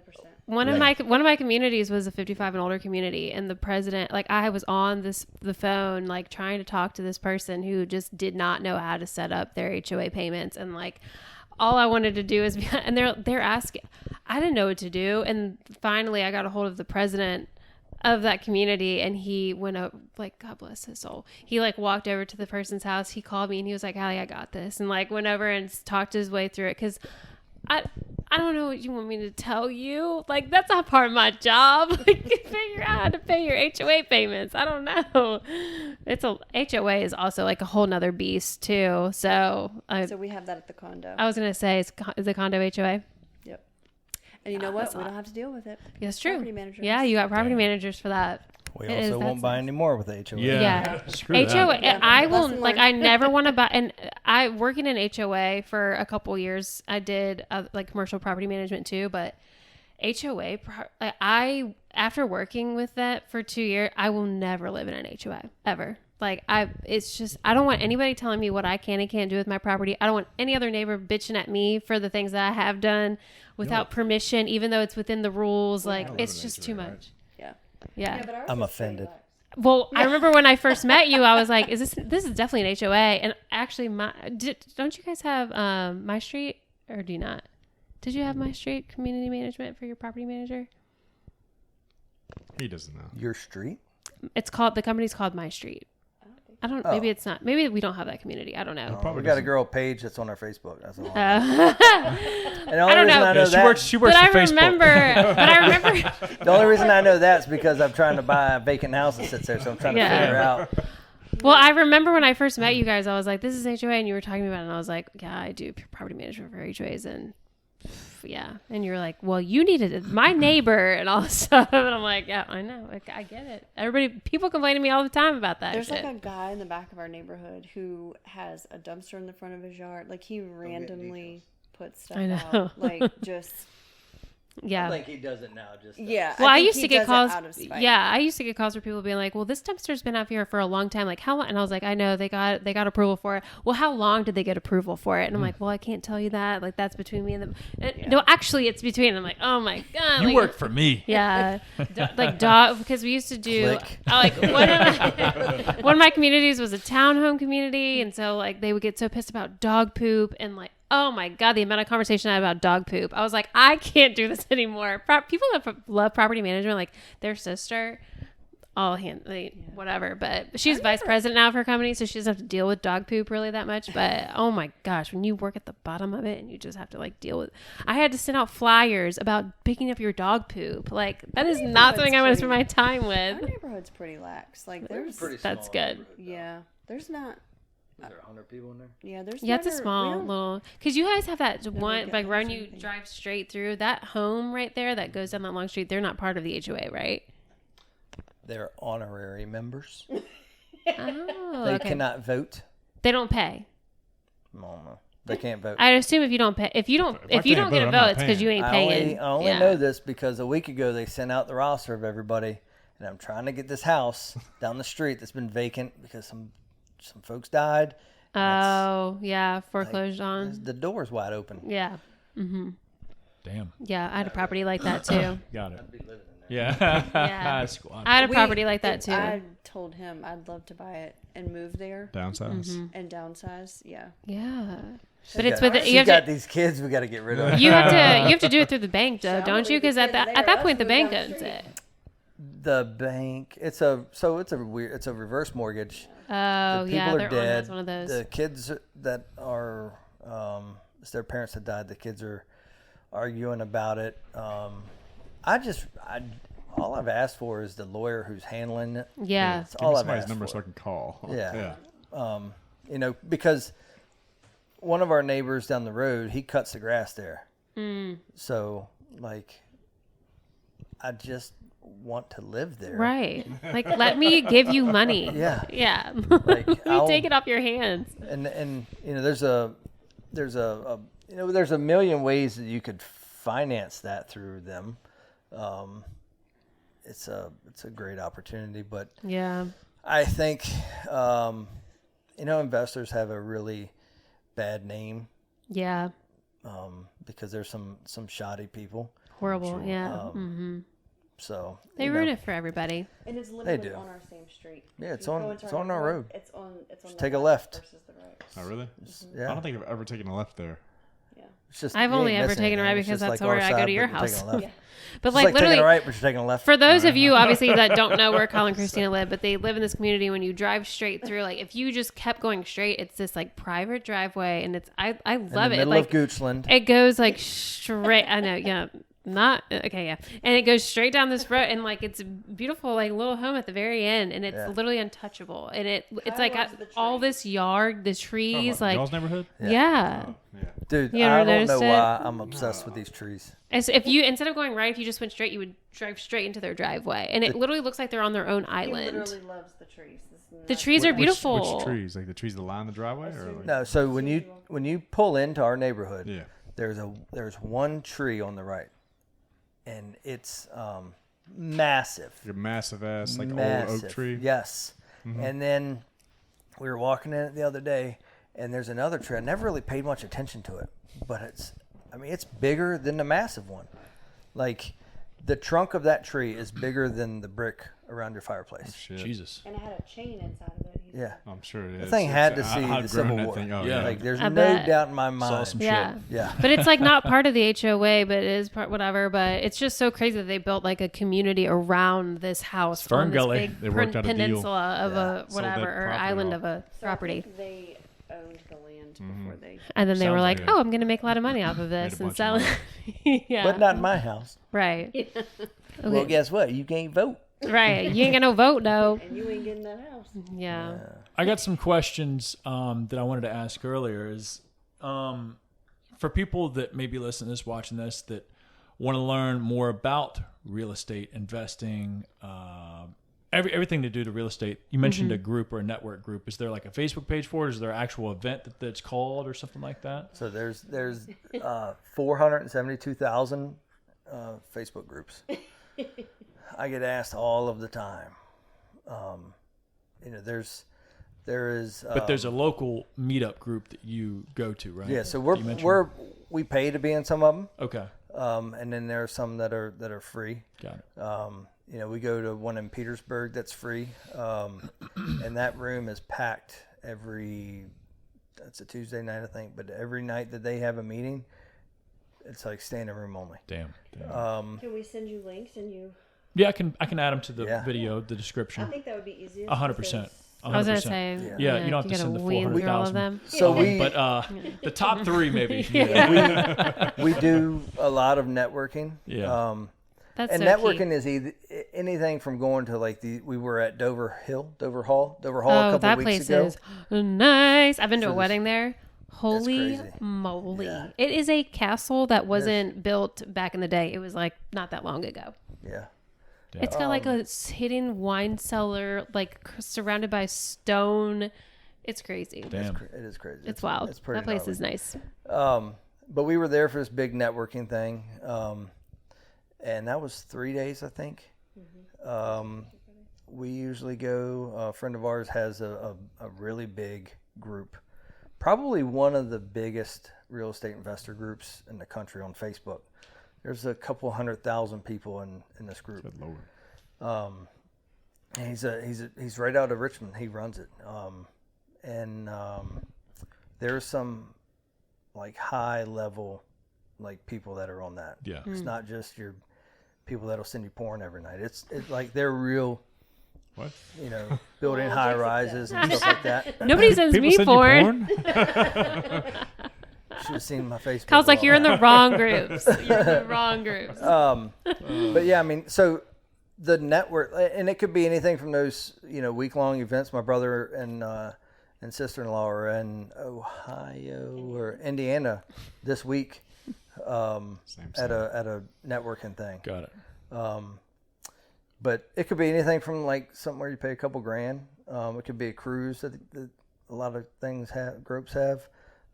Or, if I'm off during the day, then they have these lunches set up and you could just go to lunch with, 15 or 20 other investors. Yeah. Yeah. And I'm a firm believer, and it's a fact because it was proven earlier this year.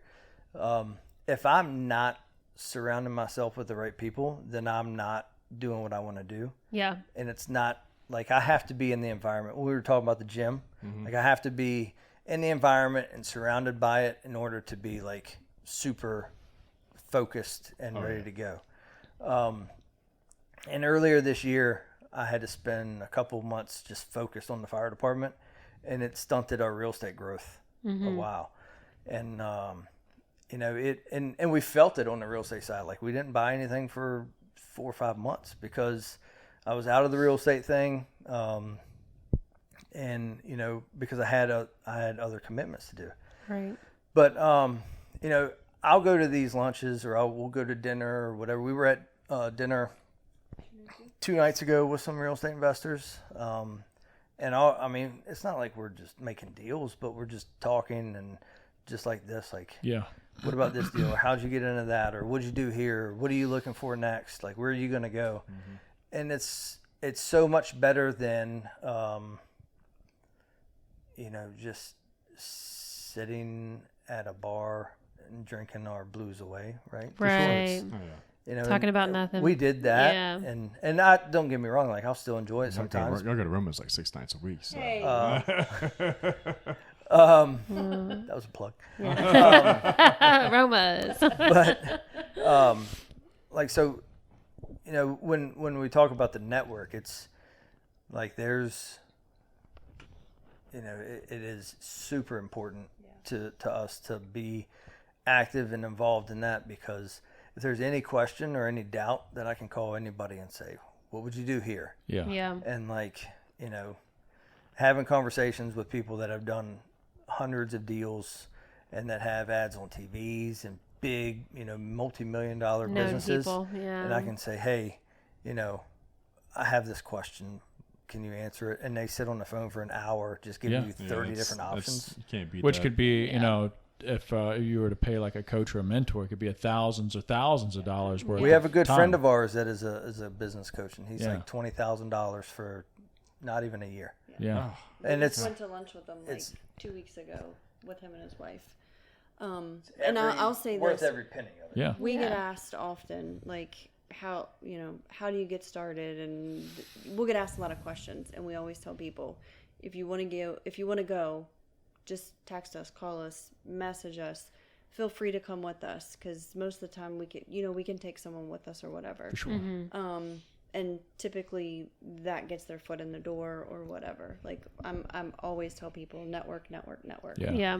Once you get in there and start learning, we have a really good friend, and we didn't even talk about his other business because he always forgets, because it's relatively new. But That he's got his roll off his roll off dumpster business. Nice. That he just recently started too. So That goes hand in hand, right? yeah. So his business partner there, his wife, has been doing some real estate stuff too. And when she was first getting into it, we said, hey, come with us to some meetings, because she had some questions. And so she's been coming, and, so. Yeah.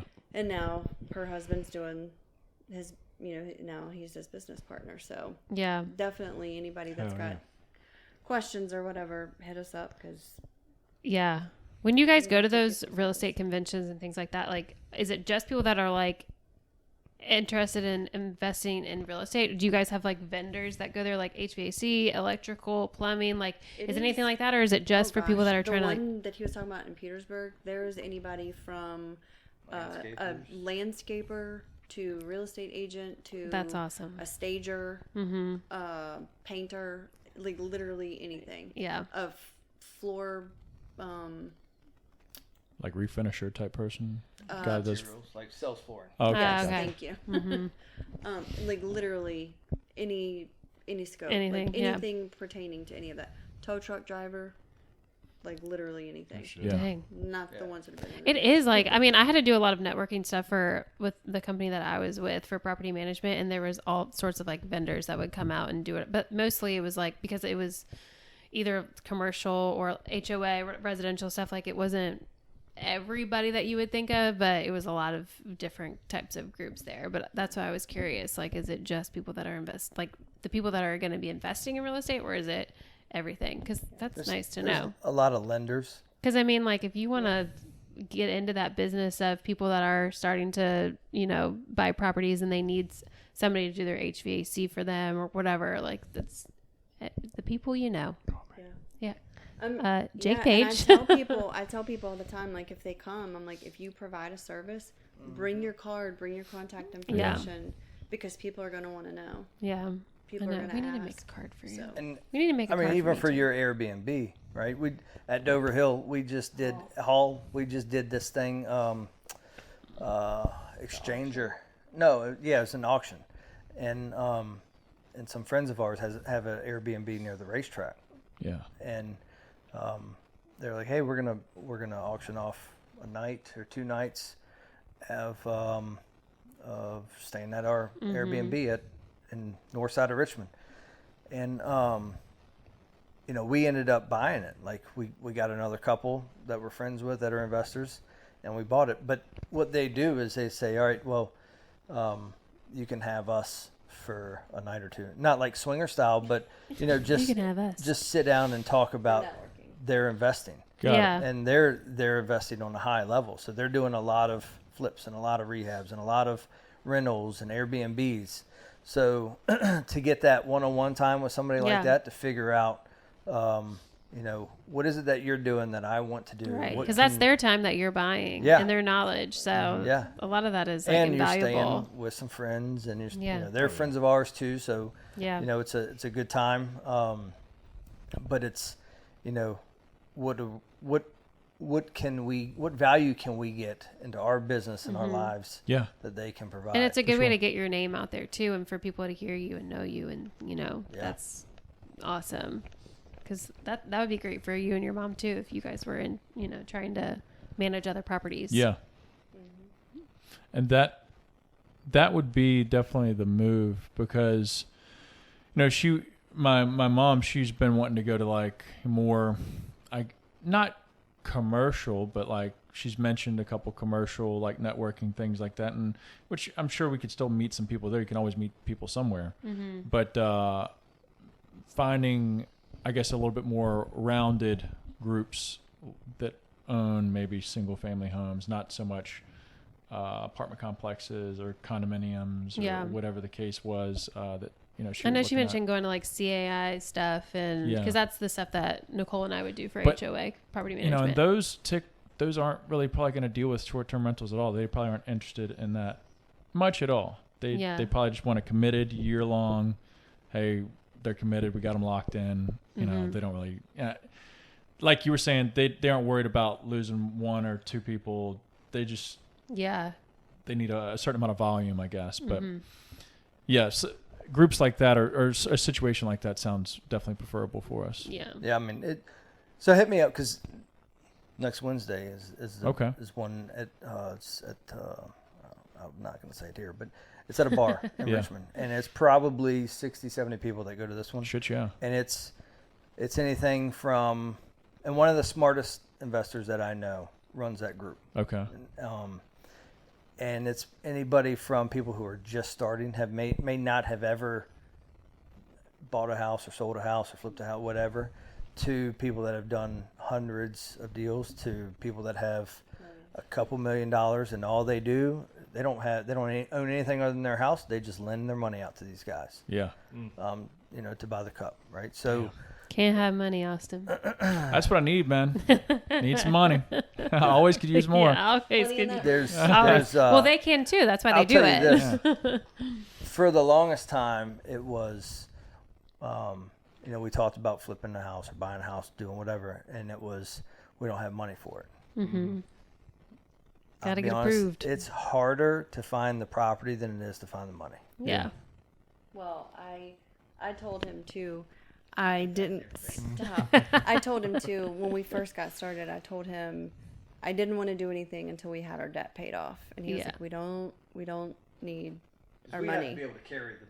We have to be able to pay the lenders. If something Yeah. I said I don't want to do anything until our debt's paid off, and so last July is when I paid off that $220,000, and then.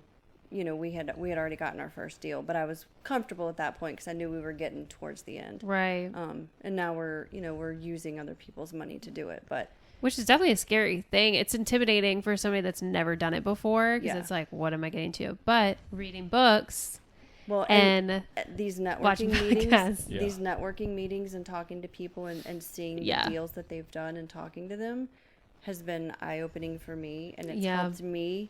Because I don't read. Right. I hate reading. I have gotten better with listening to like podcasts and stuff like that, but I don't listen to them quite as much just because I don't have the time working till 10, 11 o'clock at night. Right. But going to these meetings and stuff has definitely helped me to grasp like what these deals and stuff look like. I feel like that's how I learn best too, is like being around it, like hearing it from the like people instead of reading it out of a textbook or something or whatever. So but yeah, it's the meeting people I feel like is the best thing. And it puts it into perspective because even for me to this day, I'm like, oh, I can't do that. But then you see or follow people on social media or you meet somebody in person, you're like, yeah, that person's an idiot and they're crushing it. Yeah. I can do it. There's no way I can't do that. This guy doesn't even they're so like, stupid. For real though, right? Like, that's how it works. The coolest deal that we got into is called Subject To. So type of deal that we got, and we bought a house subject to the mortgage that was already on it. This is definitely the one where I looked at him and was like, what the hell do you mean? No one's ever going to do this. Right. Yeah, so I picked it up from our marketing, one of our marketing campaigns we had, and it was a landlord who the tenants hadn't paid in 6 or so months or whatever. Yeah. So he hadn't paid the mortgage in 6 or so months. So, guess who knocks on your door when that doesn't happen? Yeah. Right. So he replied to a text message and just said, make me an offer. And I was like, well, I had VAs, and so they were talking to him, and they got it to me, and I talked to the guy, and he was like, yeah, the mortgage hadn't been paid in a couple months, so the bank, is owed some money. And I said, okay. So I went down and looked at it, and I said, well, how much is on the note that's there? And he told me. And I said, well, how about I just take over the note that you have, the mortgage that you have? and we keep it in your name, but I'll give you, $5,000 because it needs a lot of work. And he was like, okay. And at the time I was like, well, he doesn't understand what the hell I just said. Right. I don't even know if I even He's said like, it right. okay. But if you think about it, it sounds like the same deal as, you kind of paying for it, right? Like Okay, him so- just getting out from under it. And Yeah. I'll give you $5,000. And that's all it is. Yeah. Yeah. Right? It's pretty shit simple when you think Yeah. about it. Yeah. Guess who doesn't like it? The banks. Right. Oh, of course. Oh yeah. Like, And guess sounds who sketchy. really I'm not doesn't making like money. it today? The banks. The banks, Because yeah. the mortgage on that is like a two something, maybe yeah, three yeah. something. So Yeah. They could Yeah. resell it to somebody at Yeah. 7% or 8%. They're not making no monies off that. So Yeah, they're no, real they're not. mad. Right. So, we went and did a legal transaction. We did it at an attorney's office. Everything was up to date. But before we got to that step, I had to do a lot of research on it, and they did title searches on it. And, I met the guy, and I was like, I need this paper signed. We met at a Wawa parking lot somewhere. And I said, is there anything else in this paperwork, or is there anything else with this property that I need to know? Because right now they're doing a title search on it. And if something comes back, I'm not going to give you $5,000 for this thing. Yeah. And he said, nope, everything's good. It's okay. When I left him, I got in my truck, and I had missed a call. Well, as I'm going down the road, I call the number back, and it's the attorney's office doing the title search. They're like, he's got a $40,000 judgment on this house. $30,000 judgment on this house. And I was like, Yeah, well, there's nothing else. yeah. Yeah. No, I can't think of nothing. So I called the guy. I'm like, did you forget to tell me something? Oh, yeah. I said, yeah. How convenient. Right. It's a hospital bill. And I said, all right, tell me everything. Like right now. Yeah. Tell me everything. Is there anything else? No, that's it. I didn't tell you about that. Because you're there to help him. Like he needs to be on Yeah. your side, obviously. And I told him, I'm like, look, the bank's going to get this from you. Yeah. They're going to foreclose. You're never going to be able to get a credit card to buy a piece of candy No. ever again. Like, Ever. Yeah. Your piece of shit, your hot rod that you got right there is not going to last you till Christmas. And you're going to need something else. You're not going to be able to get it. Yeah. And and I told him, I'm like, look, I'll give you $5,000. I'll take over the mortgage.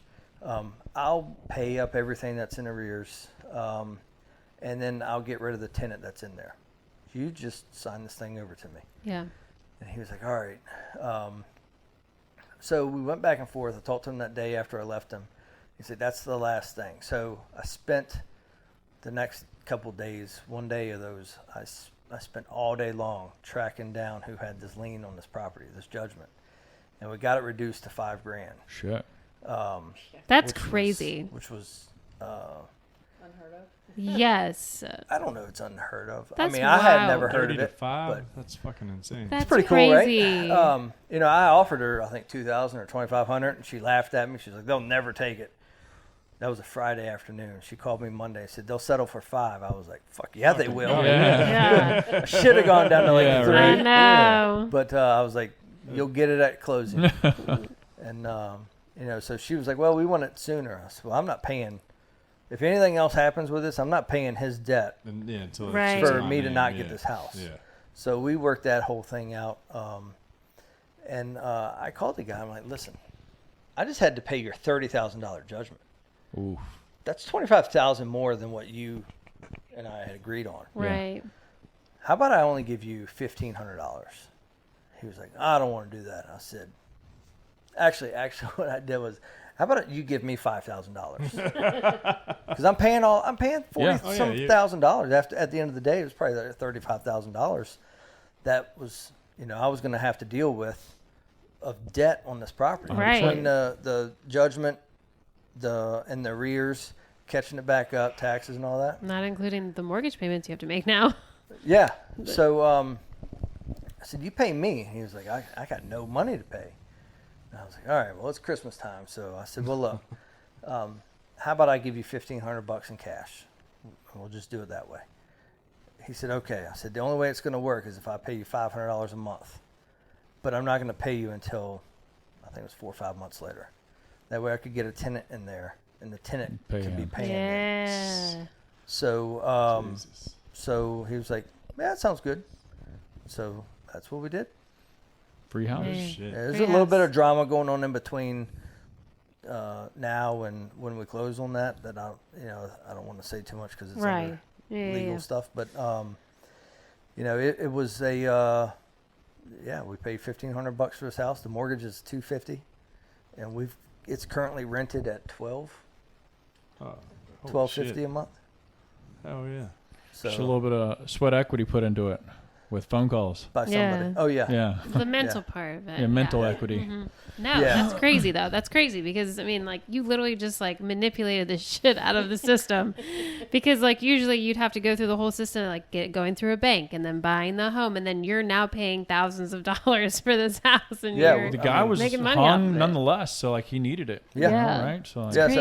And when we His credit's better. the day Yeah. No, Hell but for yeah. sure, like You it saved definitely him. helps him Yeah. out. the Oh day my we gosh. closed on it, we went down and talked to the tenant. Actually, I talked to the tenant on the phone. She was like, I can't go anywhere. I said, I need to get out of this house, man. You hadn't paid in 6 months. She's like, I can't go anywhere. So, Ain't my problem. yeah, it wasn't. But I said, look, how about I give you, what was it? It wasn't $1,000. We paid her $1,000? It was definitely $1,000. Too much. So how about I give you $1,000 just to get out of the house? You sure it was 1,000? I thought it was 500. No, it was 1,000. Trust Okay. me. So how about I give you $1,000 to get out? She's She like, had no family, couldn't Yeah. go anywhere. she's like, oh, my mom lives right down the street. I'll move. oh, that bitch. So All of a sudden, she got somewhere to go. She Yeah. got mom. Hey, but that $1,000 was worth it, because if she would have just Yeah. stayed in there, you would have had and to I, pay court and I fees said, or whatever listen, to here's get her the out. deal. You'll get your money when this house is empty. Yeah. So if you move out and you screw it all up, you're not getting a damn thing, and you'll be evicted. He said, I've got pictures from when I came in November, and if it don't look the same when you leave, You You're not get getting it. nothing. Yeah. We have a Because you do have to worry about that. Yeah. It's like, okay, that's well, they what- could really mess this place up. as we bought it, we had about $100,000 equity in it. Yeah. That we paid $1,500, and we hadn't paid anything at the time. Mm-hmm. So we took the deed, so it was deeded to us. Actually, it was deeded to a trust. So there's a legal way of doing all that shit. But we owned the house, and we had about $100,000 there in equity that Oh yeah. we didn't. I did not want her to mess that up. Yeah. Like don't you fucking damage do one it. Don't thing you of fucking drywall do in this house. it. Yeah. And so, at the end of the move, we went there. She was like, "Oh, we're not done yet." I was like, "Well, I will be back. Yeah. Not till you're done." And so we went, and they were done. And when they were done, I was like, "Well, you want your money now?" She's like, "No, come over here." I had to go behind the wall. She's like, "I don't want him to see it." Oh, shit. Yeah. So I was like, I Oh, don't care. Here it is. Yeah. And here's a pizza card. Right. Go get Domino's. Right. So She had some kids. Yeah. He does Yeah. have a big heart. Oh I yeah. was gonna say, Yeah. that's really nice of Big you. old So- teddy bear. yeah, I mean it and actually what happened, we were originally going to sell that house immediately. As soon as we got it under contract, we were posting on Facebook and social media to sell it on terms to where we would just make the mortgage payment, but then the mortgage was $250, I think, and we were going to sell it for like $150,000 or $130,000, and then the payment was going to be like $800 or $900 a month. So we would just stay in between Yeah. them and the mortgage, and we'd pay the mortgage, and then we keep everything else. Nice. So we ended up that was the deal that really went crazy. Like there's some legal shit. This lady went crazy and shoved kids in this house that shouldn't have been, Oh in Lord. places that shouldn't have been in this house. She screwed all of the windows shut, all the windows shut. What in the actual? Like locked kids, beat kids in this house. So There's no other reason why you would screw a window shut Yeah, if there there's- weren't some really bad things happening. So there's like, So how's the bourbon? I was about to say investigation Yeah. happening. yeah, so I went down there one day to meet her, to get her out of there, and This is a different lady. yes, this is not the tenant. Okay, this is not- the lady who was actually going to buy it. Gotcha. She had already put deposit down. So all she'd kinds already of moved shit. in a little bit. Yes, she was moved in. Like she was deep. And Screwed in. Screwed in. Yeah, she put her own screws in there. Okay. You see Riverdale? No. yeah. Yeah, No. we've claimed this as the Riverdale house. Yeah. Oh gosh, weird shit. When I went there the last day, I went Kids. there to get stuff and make sure she got out. The cops beat me there, and they were waiting for her to show up, and I was like, well, how about I'm gonna leave. Yeah, I was gonna Yeah. say I'm gonna you come back can handle later. this on your own. Yeah. Somebody called me the next day and said so and so's in jail. They got locked up last night for whatever reason, and she wants to know if she can move all her stuff out next day. I was like, whatever, get it out of there. So, Jeez. but here we are now. We actually made pretty good money off of that fucked up deal, and then Rehabbed it. did a full rehab and just said we're gonna keep it as a rental. Do you guys do like when you rent them? Do you do like first come first serve? Do you do like because I know sometimes it's like depending on like their credit score or whatever, they have to like run it through before they You can. want to answer that? You don't have to answer if you don't want Property to. manager. Yeah. I don't do Talk shit. to the Yeah. property manager. I pay them to do that. I don't know. Do y'all normally check? What do y'all check? Well, I was just saying because like they do long term lease or their sister does long term leases for her property, and it's basically like a bunch of people. I think they did it through like Craigslist when I was doing it, but they've had the same renter since the person that came after me. But you would show up to the open house, everybody would walk through. The first person to put in that they wanted it, if their credit score went through it, everything checked off, they had it. Or everybody can apply to be it, and then they get to pick which one that they want. I know there's a minimum credit score. I think it's in the 7s. Yeah. They have to make 3 times monthly rent. Mm-hmm. They have to have no evictions. They have to have I don't know how this chick does it. both of them are the same way. Oh, is it? I don't know about felonies. I can't remember what there's something to do with legal. Okay. Like Well, they yeah. can't have certain broken laws. Right. Yeah. And then there's 2 or 3 other things they have to have. But the big one is credit. Pets. No evictions. Pets up to 25 pounds. Mm-hmm. I think so.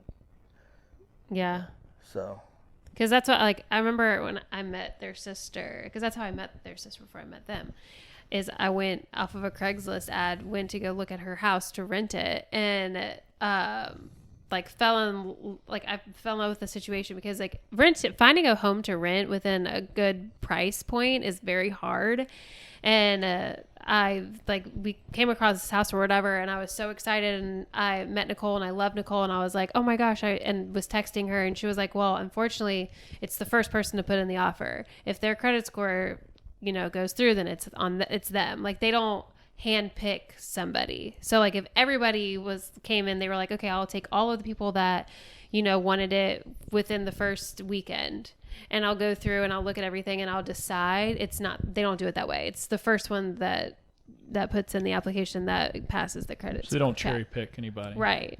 yeah. So Whereas I was like, girl, just pick, you want to pick me, because text her or whatever. And she was like, I can't. And then she was like, but you're second. You are second on the list. So I remember her sending us an email saying that she got several ones in, and she got one that was qualified. But Okay. that's it. Gotcha. So it didn't even matter. Yeah. Which I feel like if I had a property, and I don't know because I mean, as long as their credit passes or whatever, and they can make monthly payments, I feel like that takes the work out of it for me. Like, I don't have to keep looking for somebody. But if it is kind of nice to be like, well, I don't know, this couple looks a lot better than this one random person that I don't really. So I'm big on credit score, no evictions, and 3 times a monthly rent. Yeah. Because she doesn't like the whole 3 times a monthly rent because it can be expensive. Mm-hmm. But the way they look at it as 3 times is your rent is going to take up a third of your paycheck. Mm-hmm. Your utilities, car, all that kind of stuff, your other bills should take up the second third. And then that third you can use for play money, savings, and all that. So it's like a responsibility thing. If you don't make 3 times monthly rent, then It's don't a rent. little Your liability. questionable. You Yeah, don't rent it from is. us. Your Right. liability. Because how am I supposed to know that something big doesn't happen in your life and all of a sudden you can't pay? Yeah. So And I the, agree. And the property managers, like when they vet, they'll call and say, hey, they meet all of these requirements. I don't want anybody with eviction, so they won't negotiate or they won't call about that. That's good. But they'll say they meet all of these requirements, but maybe they make 2.5 times, or there's a Section 8, and then it's the voucher and all that. So ultimately, they consult us about who we want, or what, not who we want, but will this person work? And we give them the green light, but we've never gone against them. Now there have been some that I've been like, can you please get this rent? Go find somebody from 7-Eleven and just rent this thing out. Yeah. That's nice that your property management does that for you. The rental process, because that's a lot. That's worth the money right there. Yeah. I do not want to have to do that. And when I got antsy, she was like, it's better to have no tenant than a bad tenant. Yeah, because it's more of a headache. And it's for more sure. An eviction's a lot of money. Bad people in my life doing property management. The first 2 properties over in September, and we waited and waited, and it was November 18th for both properties when we got somebody in them, and it was like, thank God. And we were getting so antsy, and she's like, I'd rather have a good tenant than no tenant. Yep. And it's been great since, and Well, we're thankful for that. You have good property management. That's good. Yeah.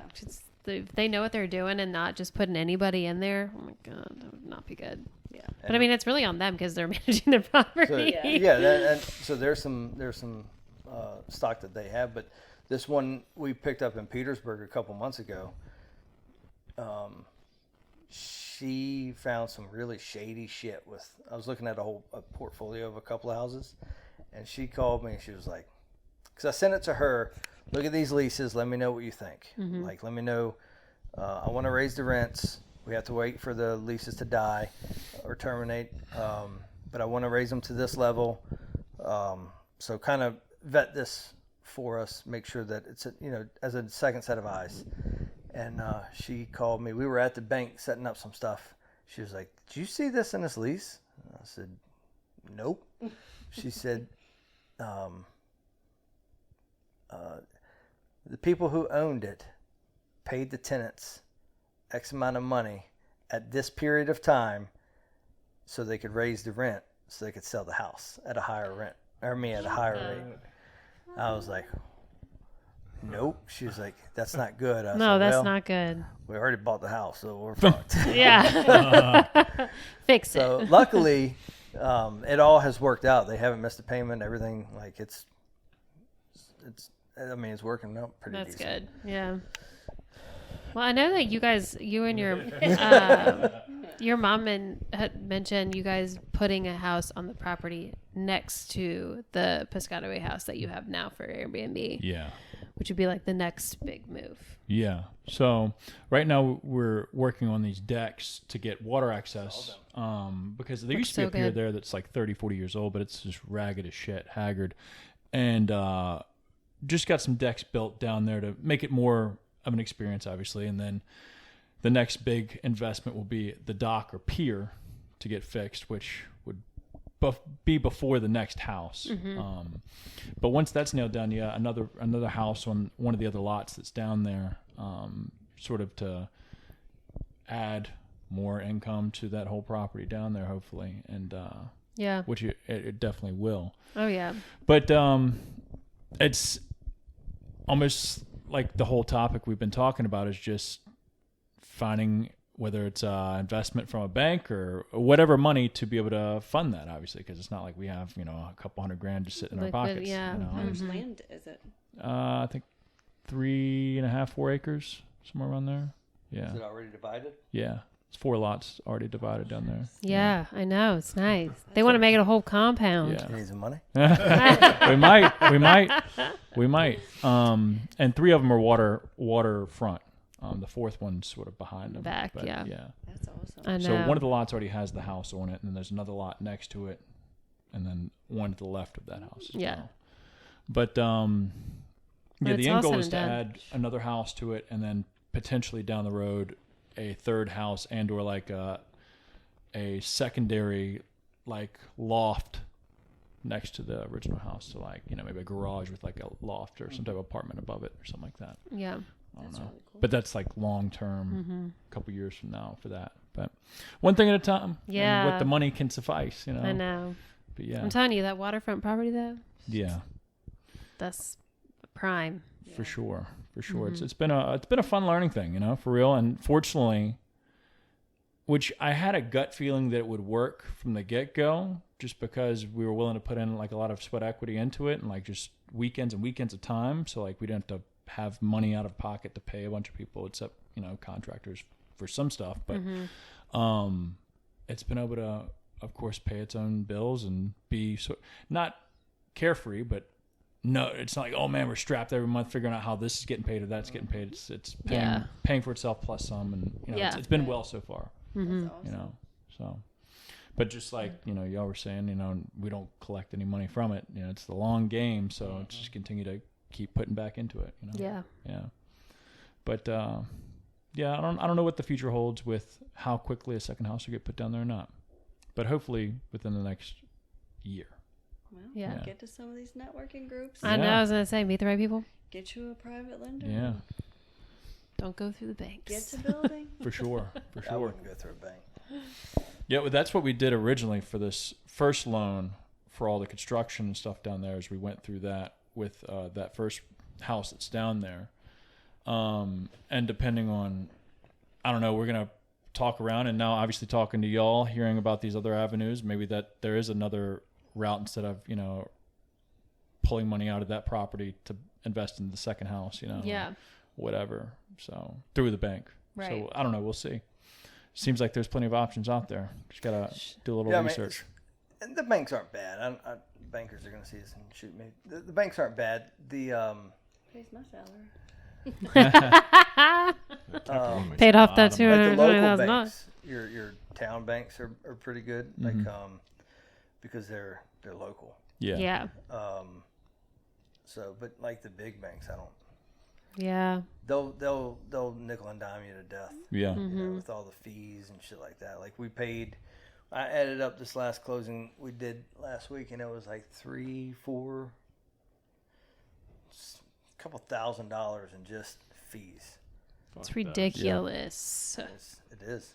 Ridiculous. So that's why, you know, we try to close all of our purchases and sales at Abstract Title Services.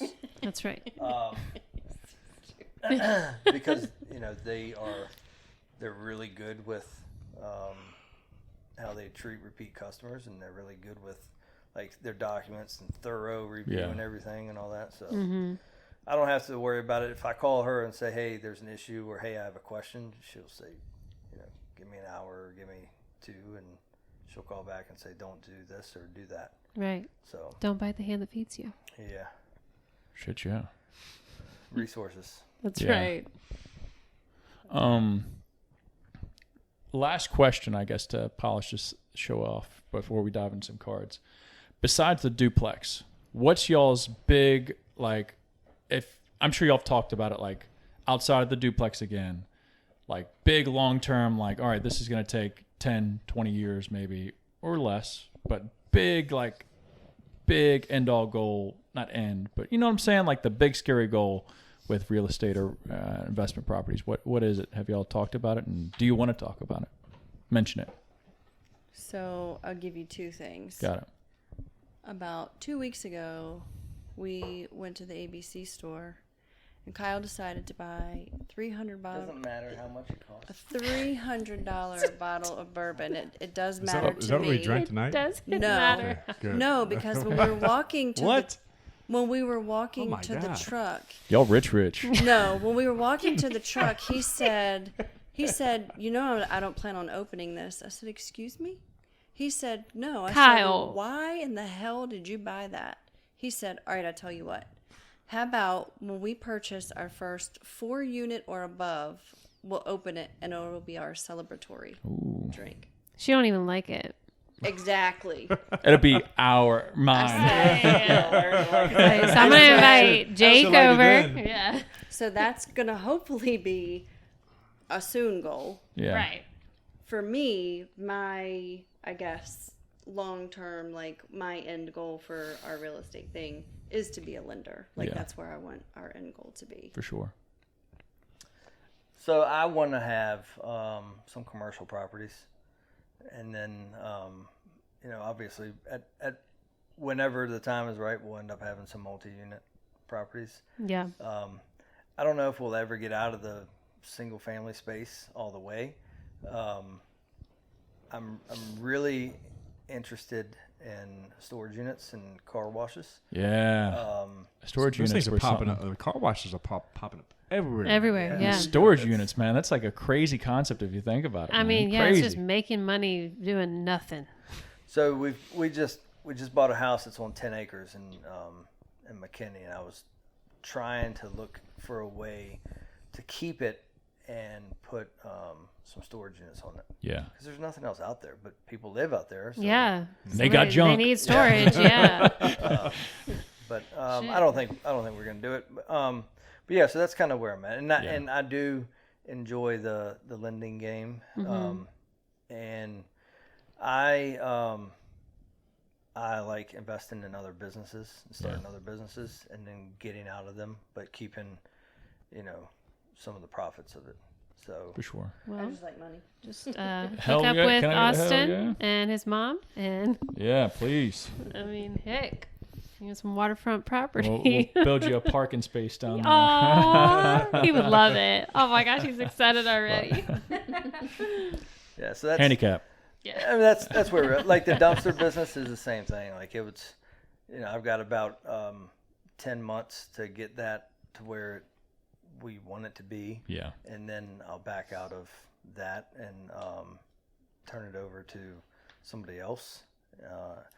And then, my partner and I will still kind of be in it, but I'm not going to do all of the stuff that I'm doing with it right now. Right.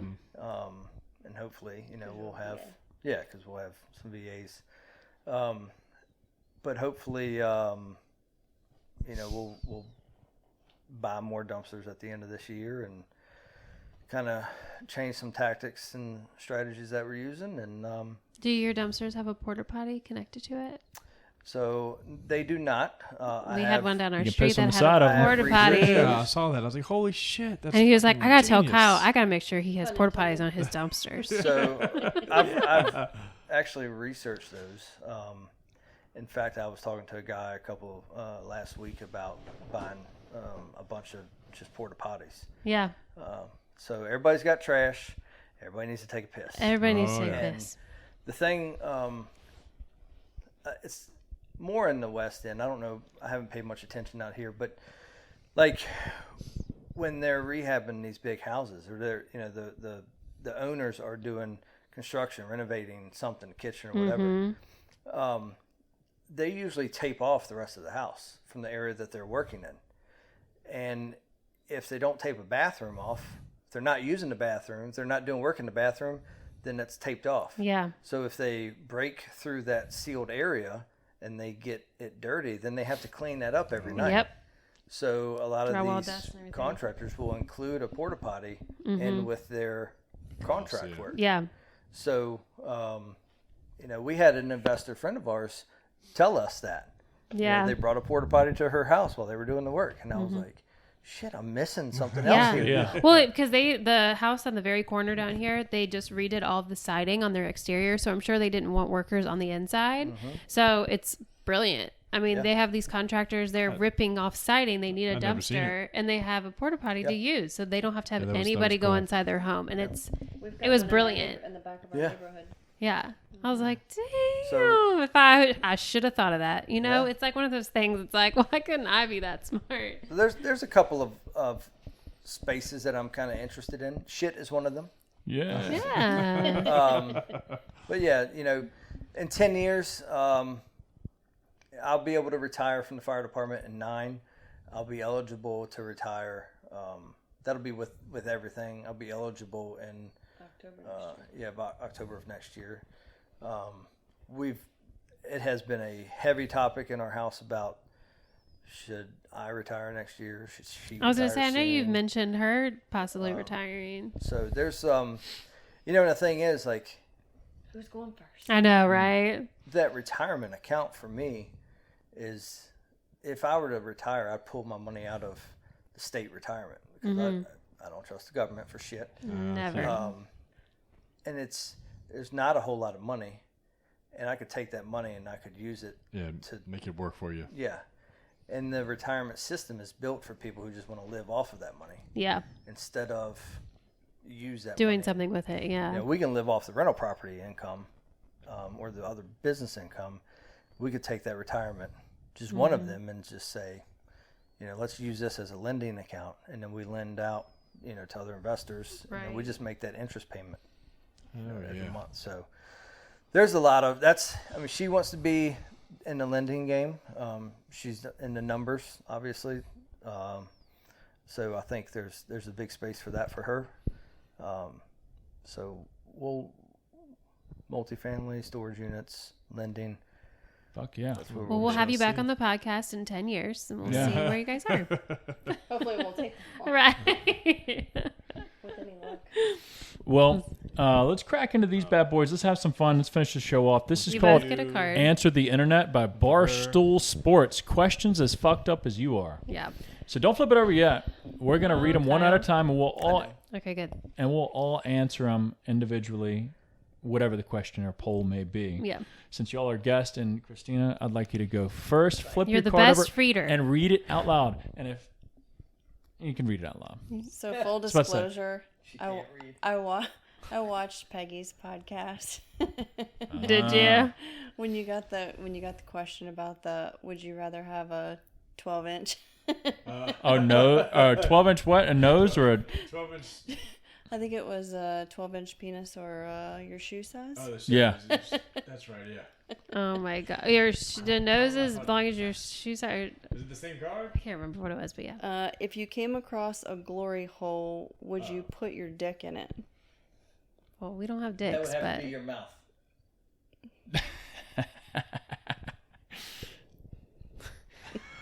So that's If what... we- That's the card. That's it. That's There's it. no or.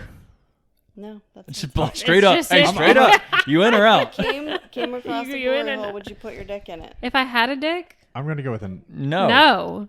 Hell I'm gonna no. go with a no. I don't know what that... Yeah, actually not. Kyle's like, If I you think had I a want to dick, fuck with Kristina, it. would you put your dick in the glory hole? I'm gonna use your dick. Yeah. I'm going to shove it See right ya. in there. Because I mean, Everybody's a no? Hell yeah. What? Like, glory holes, you need aren't more they, like, typically context. in like bathrums and shit, like in Yeah. like, rest stops or something. So I you're used to see on the you're in a movies or something. men's So I'm in a restroom. men's restroom. Probably nothing but men in there more than likely. You trying to get your dick I'm sucked not, by I'm a not, man? I'm not into men's You don't psychology. know they're a man. Did In you a assume men's Did you assume their restroom? gender? How dare you? You can't. Look, You don't know they're a man on the other side of the wall. Yeah. I understand that, and I'm nah. That's a no for me, dog. Kyle's like, I might test the waters. Well, Kyle, you're the only one that hasn't answered yet. Yeah. What's up? I mean, I'm You definitely would gonna put be your a dick no. in a strange hole. No. Now, if I go to a women's wouldn't. restroom and there's a glory hole, then Up out your mind? Aren't What? the glory holes between?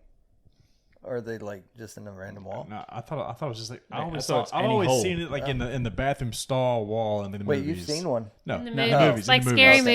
Movie? And That's what I think about. was there one in the scary movie? Yeah. And That's he scary. put his ear up to it and then like Oh, that's right. his ear. I fucking love that movie. I'm about to Yeah, I'm a no for that. All right. Yeah, I'm no. surprised everybody's a no. Surprised? You Yeah. wouldn't do it if you No had a fun dick? people in this group. It's weird. Rip and roll. Can you use a gift card on a first date? I don't give a shit how it's paid for as long as it's paid for. You know I'm all about a gift card. Yeah. I'm using it. I think that's one of those things you have to like kind of feel out the situation. Maybe like I personally would not prefer to do that. I think it depends on the person that you're But with. yeah, like it depends on how the night's going and how the conversation's going. That gift card got a Visa logo on it. They ain't gonna know no different. If the date sucks, If You I'm know not, I shouldn't be looking at that card anyways. use As long gift as you're card. putting in a little book, I'm and not going to see it. If the date's good, I could pay with a gift card and just leave a fat tip. Money's money to me. As long as you can pay for it. I agree. And if you wanted to hide it, you could just, hey, I'm gonna walk up to the bar and pay this real quick. We could dip and pay for it up. Pull out the gift card up at the bar and walk back. Hey, I paid it. It's got a Visa logo. Yeah. It's true. Most gift cards I these got no days do. shame. Yeah. I'm Yeah. gonna use the hell out Hell of the thing yeah. right in front of her. If anything, Right. hopefully she respects it. She's Right. like, damn, this guy's smart about his money. That's My- right. My Our wife, first date my was wife walking. gave me this, so I'm gonna use it on you. Our first date was walking the house, so it was kind Oh of my gosh, kinda like a gift classy, classy dude. I love that. Yeah, I like that. Flip it. Would you rather always have the hiccups or always have a headache? Hiccups. hiccups. Yeah, hiccups for sure. Hiccups suck though. I hate a headache, Headache though. sucks. I hate a headache. Over time, that like compounds for sure. I get really pissed off when I get the hiccups. I do too, and it like gives me like a side crack. God, I can't stand hiccups, but I get the hiccups when I eat spicy ass stuff a lot. oh my god, it's so funny. Hiccups still. Hiccups, I yeah. don't know.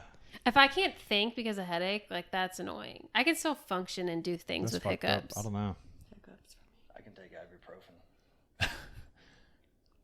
A Yeah, shit but like you're ton. always gonna. That's always having a headache. You can't get rid of it. You know, always buy more ibuprofen. So my blood is like water. Yeah, I don't know. I guess hiccups. I don't like either one of those. Yeah, me either. Could Gronk throw someone Adam Schefter's size over a field goal post? Who's Adam Schefter? I don't know who Adam Schefter is. He's one of those little fucking. I'm gonna get a new one. That You one's pulled a bad that hand, one's bro. a bad one. He's like a sports analyst or something. Oh god, this is long.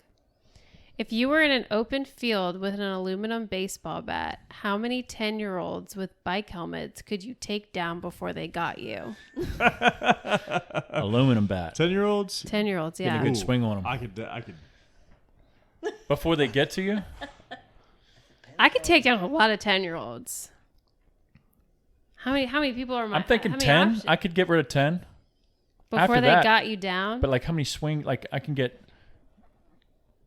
I It don't just know, says like, how before 10. they get to you. Yeah, so probably So like touching or tap? Probably like 10 It of says them. before they got you. Yeah. After that, I'd probably be a little winded. They'd just be climbing 1, me 2, 3. like I quick. was imagining just like spinning in circles. Oh, 360 Yeah, but then whirlwind. I'd get dizzy. You next- Oh. Yeah. I don't know. the way Trip Austin over your did own this, shoes. I'm thinking 6. 1, 2, 3. Yeah, like I'm like 2 to 3 in per swing. Yeah. But they got baseball helmets on I'm too. gonna say 10 though. So you got to go for the knees. I'm gonna say 10 because I might be able to But the beat helmet them down the, like that. The helmet you know? won't work. I don't You have got to to do go a for the full knees. swing. She could do the face. Oh yeah, face. It doesn't yeah. need to knock them out. You just have to hit them. No, why else would you It hit says them? take them down. It says take. How many could Says you take how many down? If they're coming to 10-year-olds get with me, bike helmets could you I'm take fucking them down? up. Oh, I'm not. Yeah, I'm swinging for the fence. Yeah. But like that takes a lot of energy and time to come back. When you swing like that, you got to come back too. No. I feel like if you just went bang bang like little groundhog things, Snooze you know, buttons. Whack-a-moles. whack-a-moles. I That's mean, I it. feel like you just step into it and then. I would say kinda 10. do like a half spin, swing this way, swing that way. I would say it's- 10. Yeah, I thought 10 I was feel a like good 10's number. a pretty good number. I don't want to be, go with the crowd here, I think but I'm gonna be at 7. That's good. Stay humble. What about you, Christina? I'm at 6. Okay. I feel like Oh, I bit I'm off gonna more go than I can 15. chew Let's then. go high. Damn. I'm gonna have a dream of a bunch of leprechauns. All right, poll the internet. Would you put your kid in a gorilla pit for $50,000? No. Rest up, R.I.P. Harambe. I That's what would it says. never do that ever. 50 grand? A pit full of them? It's not even just no, one I couldn't gorilla. do it. It's a pit full? A They're gorilla gonna pit? die. I'm not putting the kid in there for Do you have life 50 grand. insurance on it? Her? Or just one. Like it's a Yes. pit and it has a gorilla in it. Yes. That's what the I still would picture. say I don't have No. life insurance on her, but she has health insurance. But still, Tell you what, that cat scared the shit out of me. That gorilla would jump out of that pit if my daughter were in there. Which kid are we throwing in? My daughter. I was gonna say, you have She'd two say- options. She'd talk it to death. Yeah. Well, ours is still a toddler, So, what are you so doing tonight? Why are you so hairy? ours is still too small. I would say no. Yeah, I guess it would depend on the age of the kid. As long as they were able to if I could command them to come back quickly, like they just didn't just take off like this guy. oh, he's fucking Knocking the don't tripod fuck with up. the camera. Rip. Ripper, Dude. No. Ripper. Stop it. You're so stupid. Nah, he likes that. Go find something else. To Gosh, do. he's like a magnet to these He cameras. does it every freaking week. Well, it said 73% of Barstool readers said no. So the Man, odds 27% are no. said yes. 30, yeah, 27% said yes. Holy shit. And full disclosure, I'm a no. I wouldn't trade my kids for anything. Yeah. Not even 50 grand. Yeah, I like my kid. Yeah. They're an extra source of income. For us. You can make money better ways with them. Rip. Touch it. Well, hell yeah. Dick. Well, that's it for this one, guys. Yeah. Nah, I'm thanks glad for you coming Thanks on. glad you were able to coming. make it out. Yeah. Yeah. Awesome talk and insight on that. That's cool to sort of hear that, you know, you don't have to know what the hell you're doing. You just start and figure it out as you go. Yeah. Everyone's got to start somewhere. Yeah. and make sure you use other people's money. Rip. Yeah. Yes. Yeah, Okay, use yeah. other. He literally can't help OPM. himself. He has to make OPM. some sort of appearance on the show. Goodness. All right, guys. Until next time, we'll see y'all later. Yeah. We're out. Peace out.